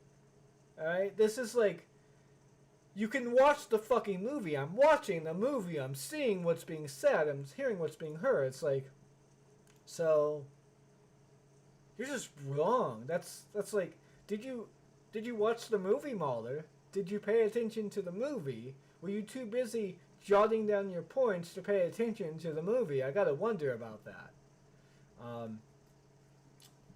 So yeah, that being said here, what about Cyborg's thing? Because his stuff, like, you know, his stuff was taken out of the casing and whatnot. Well, let's see here. Silas found out what it was, and he put it in a container that likely did the same thing that the magic ritual did, but through scientific means. The Atlantean box and the Amazonian box. Why didn't the Atlantean box wake up? Well, maybe it's because spells have an expiration date. Magic weakens over time. We all know this. This is a basic fucking view of magic. It's like, oh, yeah. The hardest to get under a magical shield in an island, yeah. Yeah, no, I got that. So, but honestly, like, the Amazonian one probably ended up, like, having those spells expire, and the thing that's supposed to keep the box quiet and not be able to allow them to, like, reach out were the ones that expired. Because as I said before, whenever you enchant something, or whenever you put a spell on something that's supposed to be permanent, the spell is never permanent. It will eventually rot and decay, quote unquote, in a fashion that magic does, to in which the spell is no longer effective, and thus the person can get out. That's why, for example, spells like this usually have an expiration date of millennia or so. So, you know, just like food, magic has an expiration date.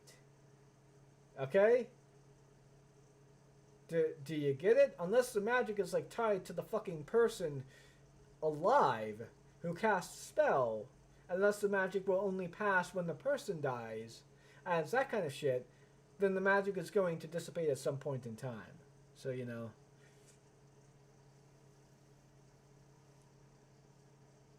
Oh, you're saying that it would be of utmost importance for the machines to communicate and get the most power to the hardest to reach? It just supports my theory, at least. Yeah, that makes sense.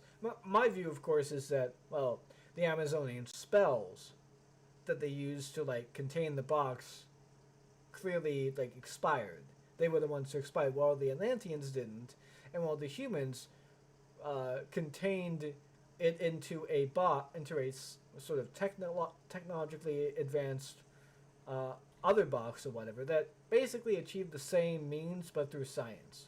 But that was a a happy happenstance, if you would. You know, sometimes stuff like that can just, you know, happen by coincidence. And I have no problem with that whatsoever. I have no problem in thinking that we would eventually make material that could do the same thing as magic, but with technology. At least in a comic book universe, in a comic book world and whatnot, you know? So, but anyways, let's continue. Is our technology made by Darkseid's team, so why not bring 3 new ones for this task? Unless, of course, they are limited, in which case how could you possibly have forgotten this planet? It would seem that according to Diana, everyone is aware during... You keep saying the word forgotten. It's not Darkseid's job to remember the coordinates of planets. He has people for that. Like, if you are navigating a ship as a captain, for example, you don't need to know the coordinates of every singular place in existence. All you need to do is know how to be able to read a fucking map and be able to know where it is that you're going to, where it is you want to go. And if you're not sure, you can ask your fucking navigator. Ships have navigators, MauLer. That's why we have them to begin with. We use navigators to figure out where it is that we're going. For fuck's sake, if I want to know where it is I'm going to go... Hold on, where's the map? Fuck, I don't have it near me. But anyways, yeah, if I want to know where it is I wanted to go, I would use Google Maps as my navigator. Why do you think we have that there? So yeah. Yeah, that's another thing as well. Like, the other thing is that MauLer keeps using phrases and words which hyperbolically describe certain things that he's already mentioned that make no sense given the context. Darkseid didn't forget his navigator was killed. Like, what the fuck? The war that if these 3 boxes unify, then the world is burned and everyone is turned into parademons. That sucks. But hey, they fought back and won. Only the Amazonians put the box in a big stone temple thing with guards who apparently sit there every day waiting for it to wake up. Seems unlikely, but you know what? Kinda reasonable considering its immense destructive power. The Atlanteans put the box on a pedestal with about 5 guys around it. Oh wait, there was something else that you said I wanted to respond to. According to this. Steppenwolf takes it with ease, said that the mother boxes are technology made by Darkseid's team, so why not bring 3 new ones for this task? Unless, of The reason why is because it called out to Steppenwolf and he clearly didn't have other mother boxes on his planet. I mean, carrying around with him. There's your answer right there. Steppenwolf didn't have mother boxes carrying with him because he's not going. Because his task is not to go around and convert other planets into Apocalypse. His task is to capture worlds for Darkseid in repentance. And I imagine, being who Darkseid is, he would probably want to go ahead and make it so that way Steppenwolf couldn't use things like mother boxes. He didn't want to make it easy for him, so that way he would be there and back again, no problem whatsoever.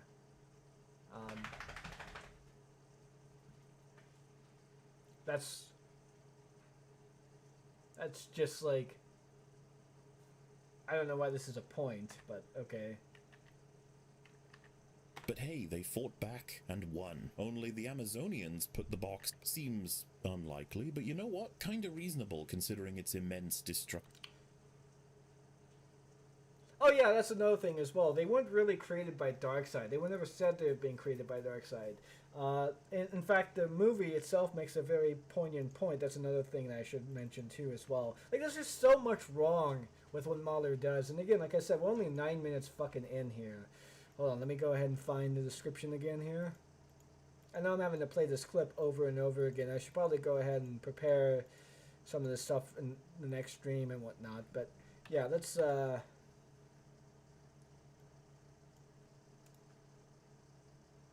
Hold on. Ah, there we go. Okay, yeah, I was hoping to get the default aspect ratio there.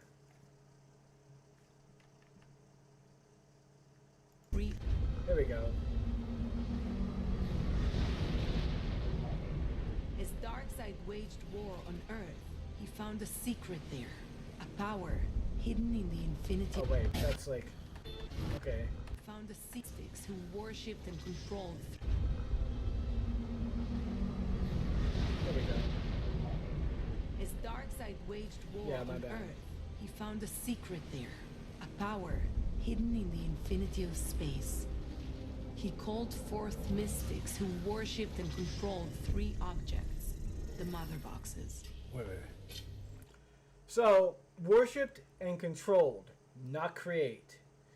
Now, if you want to know who created the Mother Boxes, it varies from like source to source. Some people say that Metron created the Mother Boxes. Other people will say that Scott something, I can't remember his name, a Miracle Man basically. Some people say that his mentor created the Mother Boxes. It, like I said, it varies from place to place, but when it comes down to it, like, there are creations of other deities, not of Darkseid, though.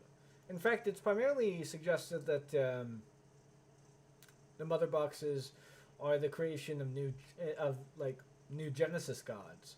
In fact, the source material of like Scott Freeze, that's his name. Scott Freeze's mentor supposedly created the Mother Boxes. So yeah, and he's supposed to be a new god from New Genesis that's trapped on Apocalypse. Primarily because he wants to teach the youth there to be free from Darkseid. He's trapped there of his own making, but he can escape anytime he wants because he's literally a sort of master. His god ability is to be a master escapist, if you would, like, and that's what he teaches Scott Free to do. Of course, Scott Free is like the literal embodiment of freedom, so that also helps the fact that he's a god of freedom. But yeah,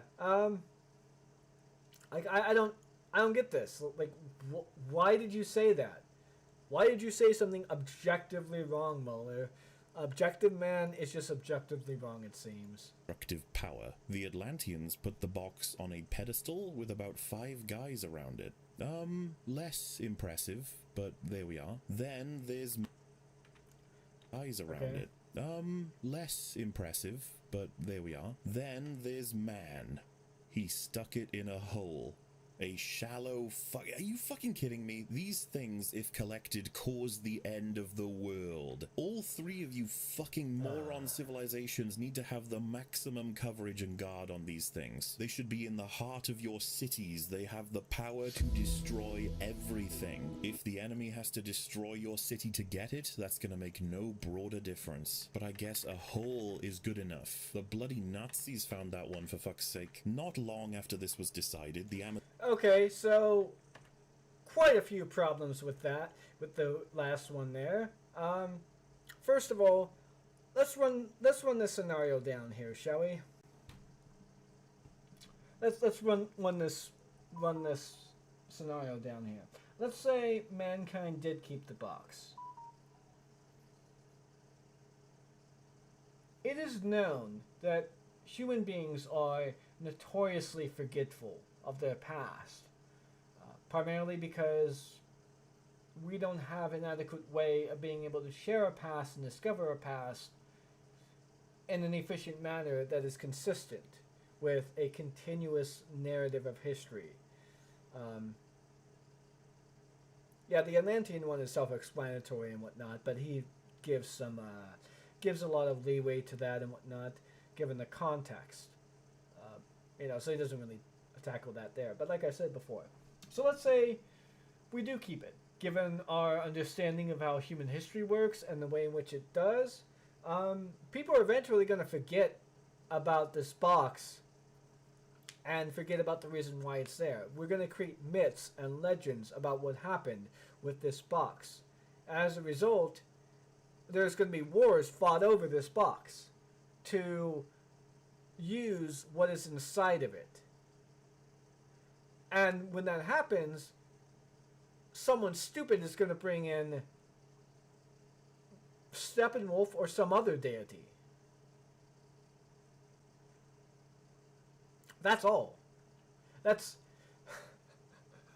I'm sorry, this is just so fucking dumb. Your suggestion is for mankind to have the box and to keep it. The blood.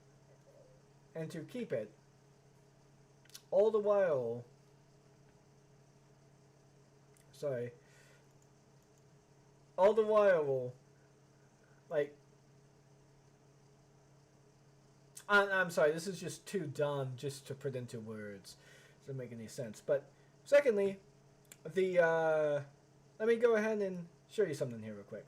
Perhaps you forgot about this. Well, maybe you didn't and you're just lying. I don't know which one it is. But then there's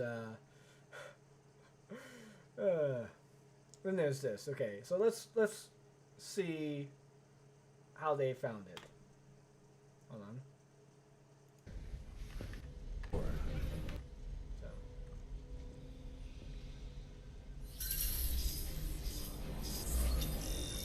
The Nazis found the box at the end of the Second World War, buried under an Italian monastery.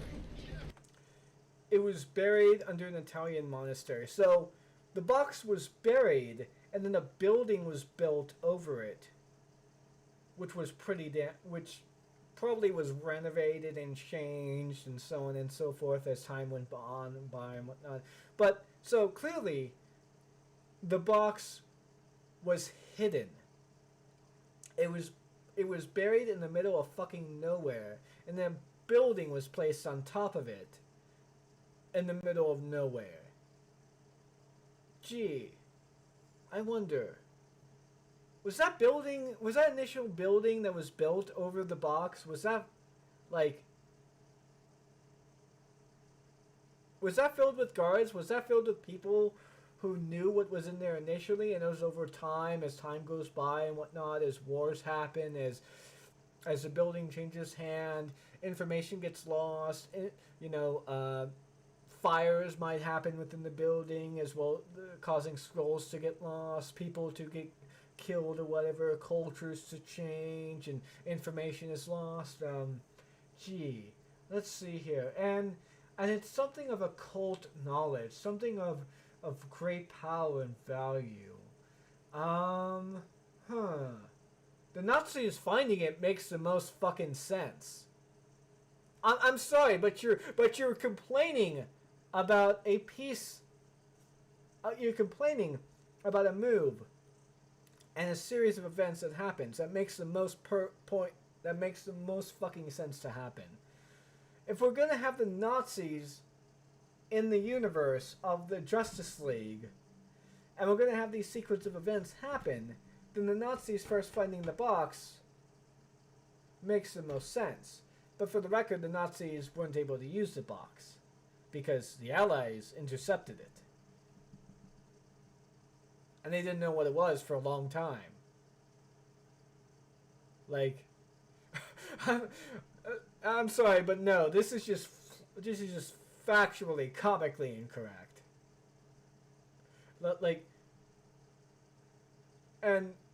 Again, what would have been done with the box? Like, if they had kept it, they would have forgotten about what it was that they did to get this stuff, and there likely would have been wars that would have been fought over it, as I said before, and we would have had an invasion far sooner than before. So, what would have been done with the box that would have kept it the most safe in human possessions without us, forgetting about it? The Atlanteans kind of forgot about it because they refer to it as the Great Darkness. And Orm in particular, I'm willing to bet, was probably one of those kings who thought of those stories as old myths and legends not to be taken seriously whatsoever. I'm pretty sure that's why Orm decided to go ahead and pull his troops away in order to secure his base of power. which makes more sense given who Orm is in the Aquaman movie. I mean, fuck, Jesus Christ, what's the alternative here, Maul? I'm not hearing anything. After this was decided, the Amazonians had a war with the Atlanteans, with man enslaving the Amazonians as well. So all three civilizations stopped talking to each other, which is somewhat understandable, but then the Amazonian one is stolen, and it's like, they're probably gonna, send a scouting party to inform Diana and the world of men, or send a raven, or a fucking message in a bottle has more chance of working than this does. I honestly didn't expect them to have a drawn-out ceremony where they somehow managed to fire a flaming arrow across the ocean that sets a stone building on fire that's picked up by a news station that's spotted by Diana, who flies out there to inspect and manages to take the arrow before evidence did with no police barrier or prevention, only to then jump down to some catacombs in the area, fucking heels of steel by the way, to then open a mystical stone door by placing a magical arrow on the wall. And then she can view the wonderful artwork that might give her a vague impression of what the fuck is happening and what she should do. Have you heard of fucking email? Get a...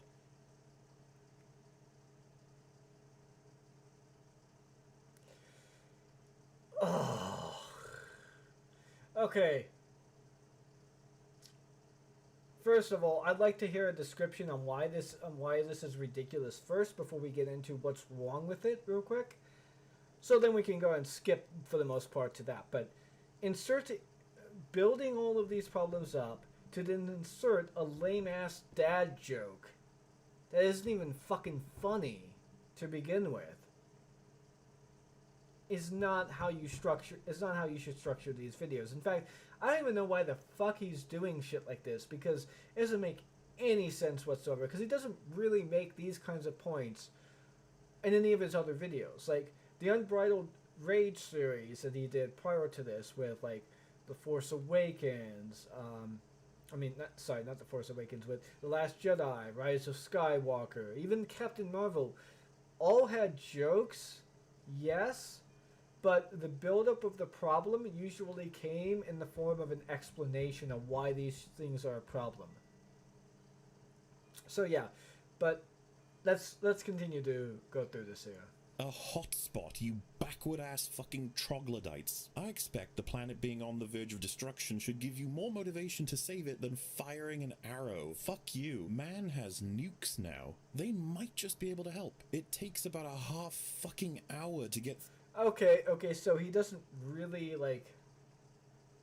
Hold on. Through these scenes, and they only accomplish the same degree of storytelling as a single conversation Diana could have had with her mother. Remember, she can fucking fly out there. It would have been a strong opportunity for exposition and characterization for Wonder Woman beyond pining for Chris, not to mention spouting platitudes in each scene.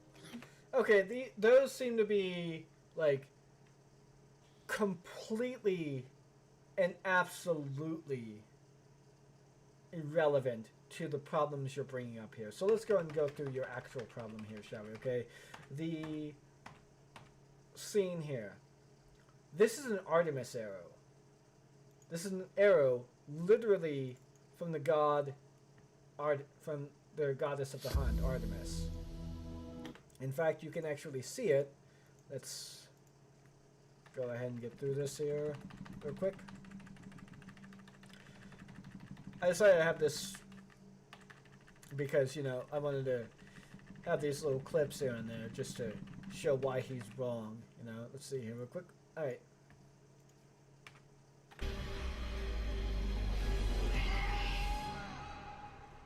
Alright. So, let's see. Let's look at this ritual here real quick. Pretty sure there's, like, an indication that there's, like, an Artemis, that these arrows are literally from Artemis. And let's see here.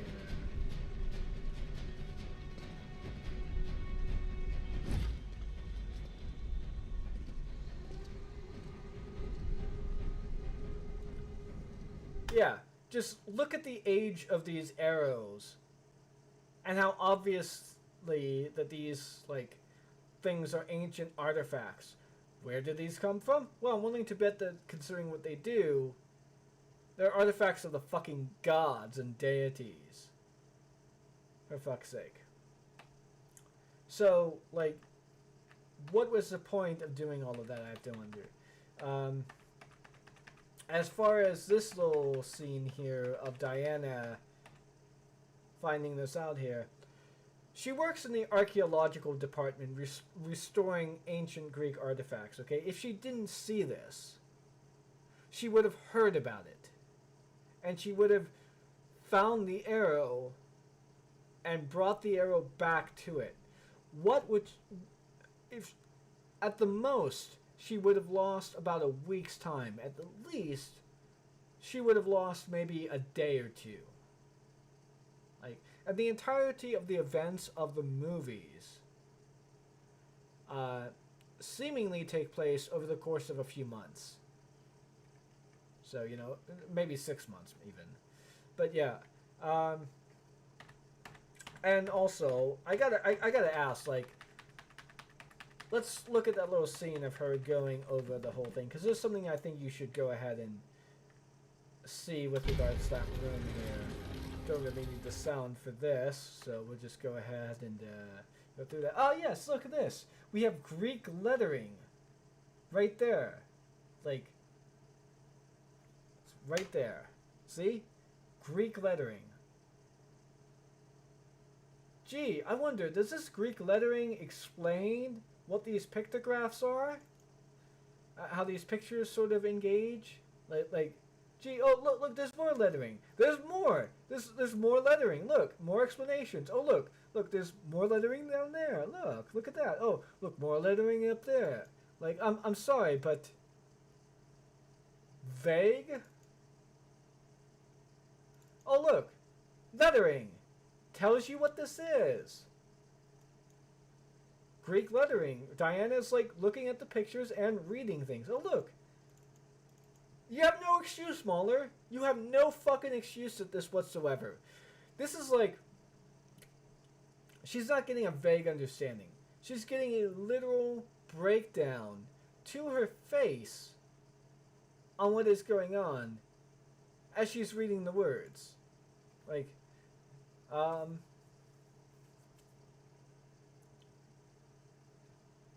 look. Look at that. See? It's like, I don't get this. This is vague? Like, vague pictographs? No. Look, there's an explanation. Look, it's like, right down there. 3 paragraphs of explanations. Gee, I wonder if these things are describing... I wonder if this is describing that this is a parademon. And I wonder if these 3 paragraphs are sort of describing what these creatures are, these mystics are. Gee, I wonder how she got all that info just from the pictures. It's like she read something. It's almost like someone told her something. This is just laughable. There's just so much wrong with that. Expect them to have a drawn-out ceremony. That's the did. So yeah. Work. That's fucking trumpet than help. It take arrow. Fuck you. Man has nukes now. They might just be able to help. The same degree of storytelling as a fucking hour to get through these scenes, and they only accomplish the same degree of storytelling as a single conversation Diana could have had with her mother. Remember, she can fucking fly out there. It would have been a strong opportunity for exposition and characterization for Wonder Woman beyond pining for Chris. Not to... She can't have a conversation with her mother because her mother can't get in contact with her. Because Wonder Woman can't get in contact with her mother. Because when Wonder Woman left the island disappeared, and she doesn't know where in the fuck the world the island is right now. But let's bring this into the source material level here real quick. Let's bring this up into the source material, okay? In the source material, the Amazonians cannot physically leave the island because, quite literally, they would die if they did. And in some iterations, they can't leave the island because they would forget where the island was and what even the island was like. That's the New 52 version, by the way. And let's say, for example, that wasn't the case. Let's say, for example, that they could leave the island, but they just didn't want to, okay? Let's say they did. They don't know anything about the outside. They don't know that much about the outside world. You know, in terms of geographical location, where things are at and whatnot. They do speak multiple different languages, so clearly they're able to have resources brought to them, or at the very least, they're able to find a way to be able to peer into and get material from the outside world without having to leave the island. There's that. But they don't really know anything geographically about the island. They don't know where Diana is at, which is why they fire the arrow, which is why it is that Hippolyta says what she says. In fact, she quite literally says, bring Diana back to me. Which is more likely a prayer, but also quite possibly an indication of who it is that she wants the arrow to go to as well. So she wasn't aiming the arrow at the temple. The arrow flew to the temple because it was where Diana would be most likely to be able to see it, because that's how the magic works.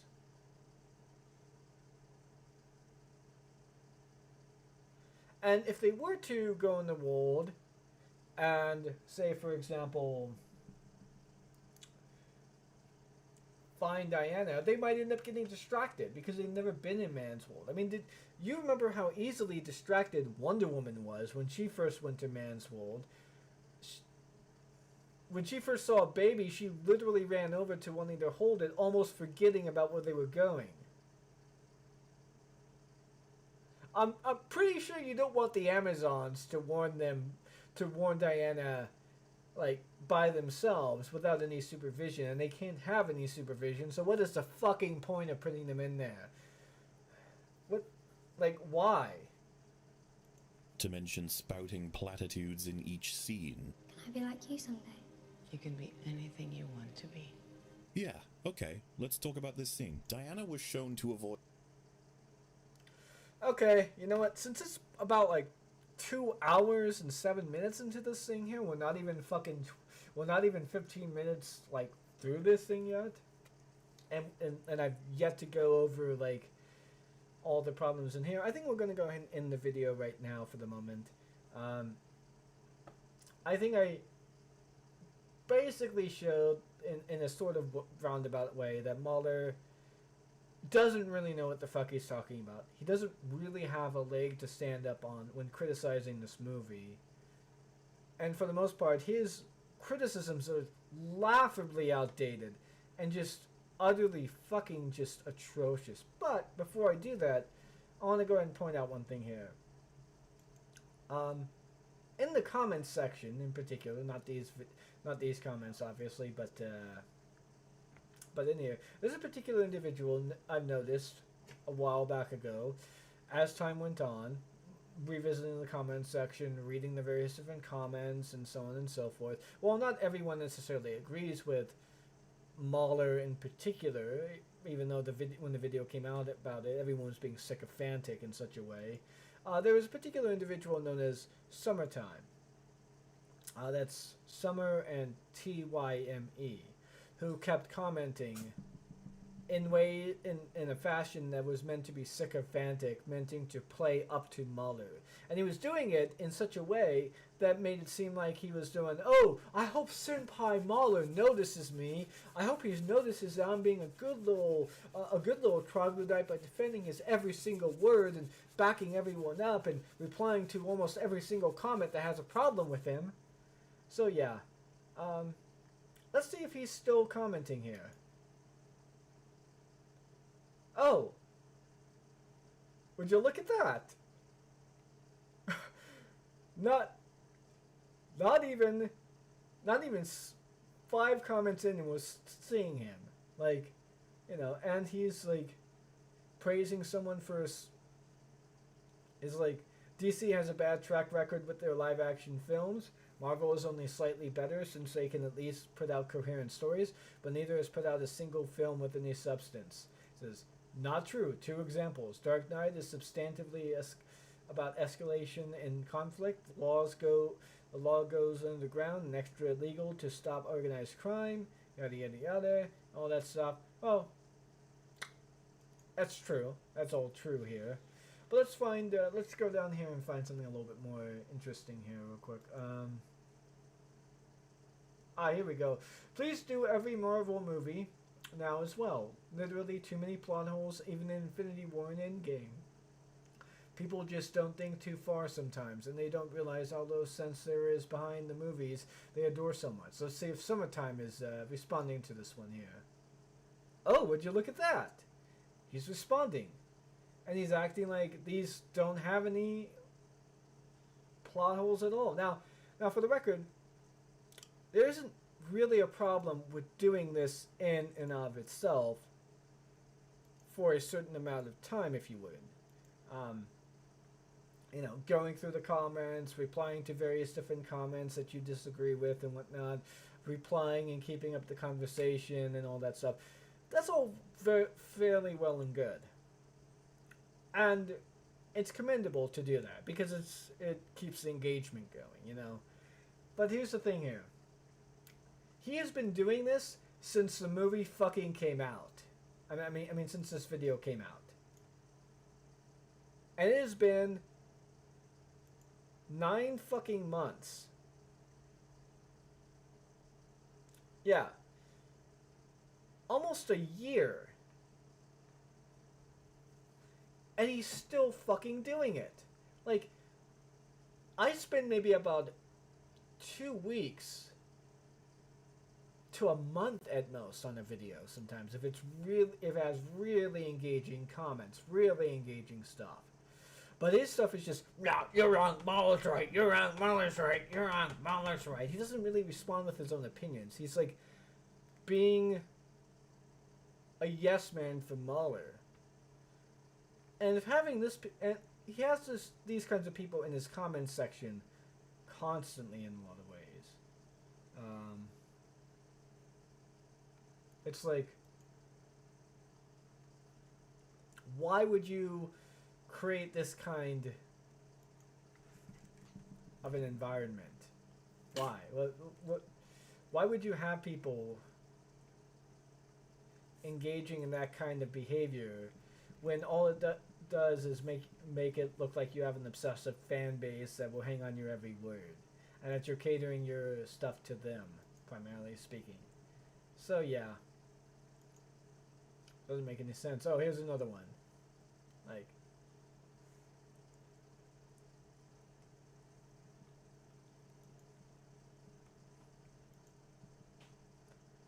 okay. So yeah, that's really all I wanted to point out there. As you can see, the comments I made was when this video released, and I made 2 comments, got a number of replies. Some of these are like from Summertime, as you can see. No, where's that? Where's he at? Huh. Summertime didn't respond to me in any of these, huh? I thought that he did, but I guess I remembered it incorrectly. So yeah. Let's see here. Oh yeah, this is the one I was thinking about. Yeah. When I argued with him on Wonder Woman and why his stuff is really just dumb. I mean, you can go over my comments if you guys want, if anyone wants here. But yeah, that's really all I have to say on this. We'll probably continue this later in another video, but for right now, I think that's really all I want to say at the moment. So yeah, it's like, MauLer is so wrong on so many things that it's really hard to break everything down on why he's wrong without going in depth and without making like a multi-part, multi-hour review of his own series, doing the whole long man to his stuff. But yeah, that's really all I have to say again.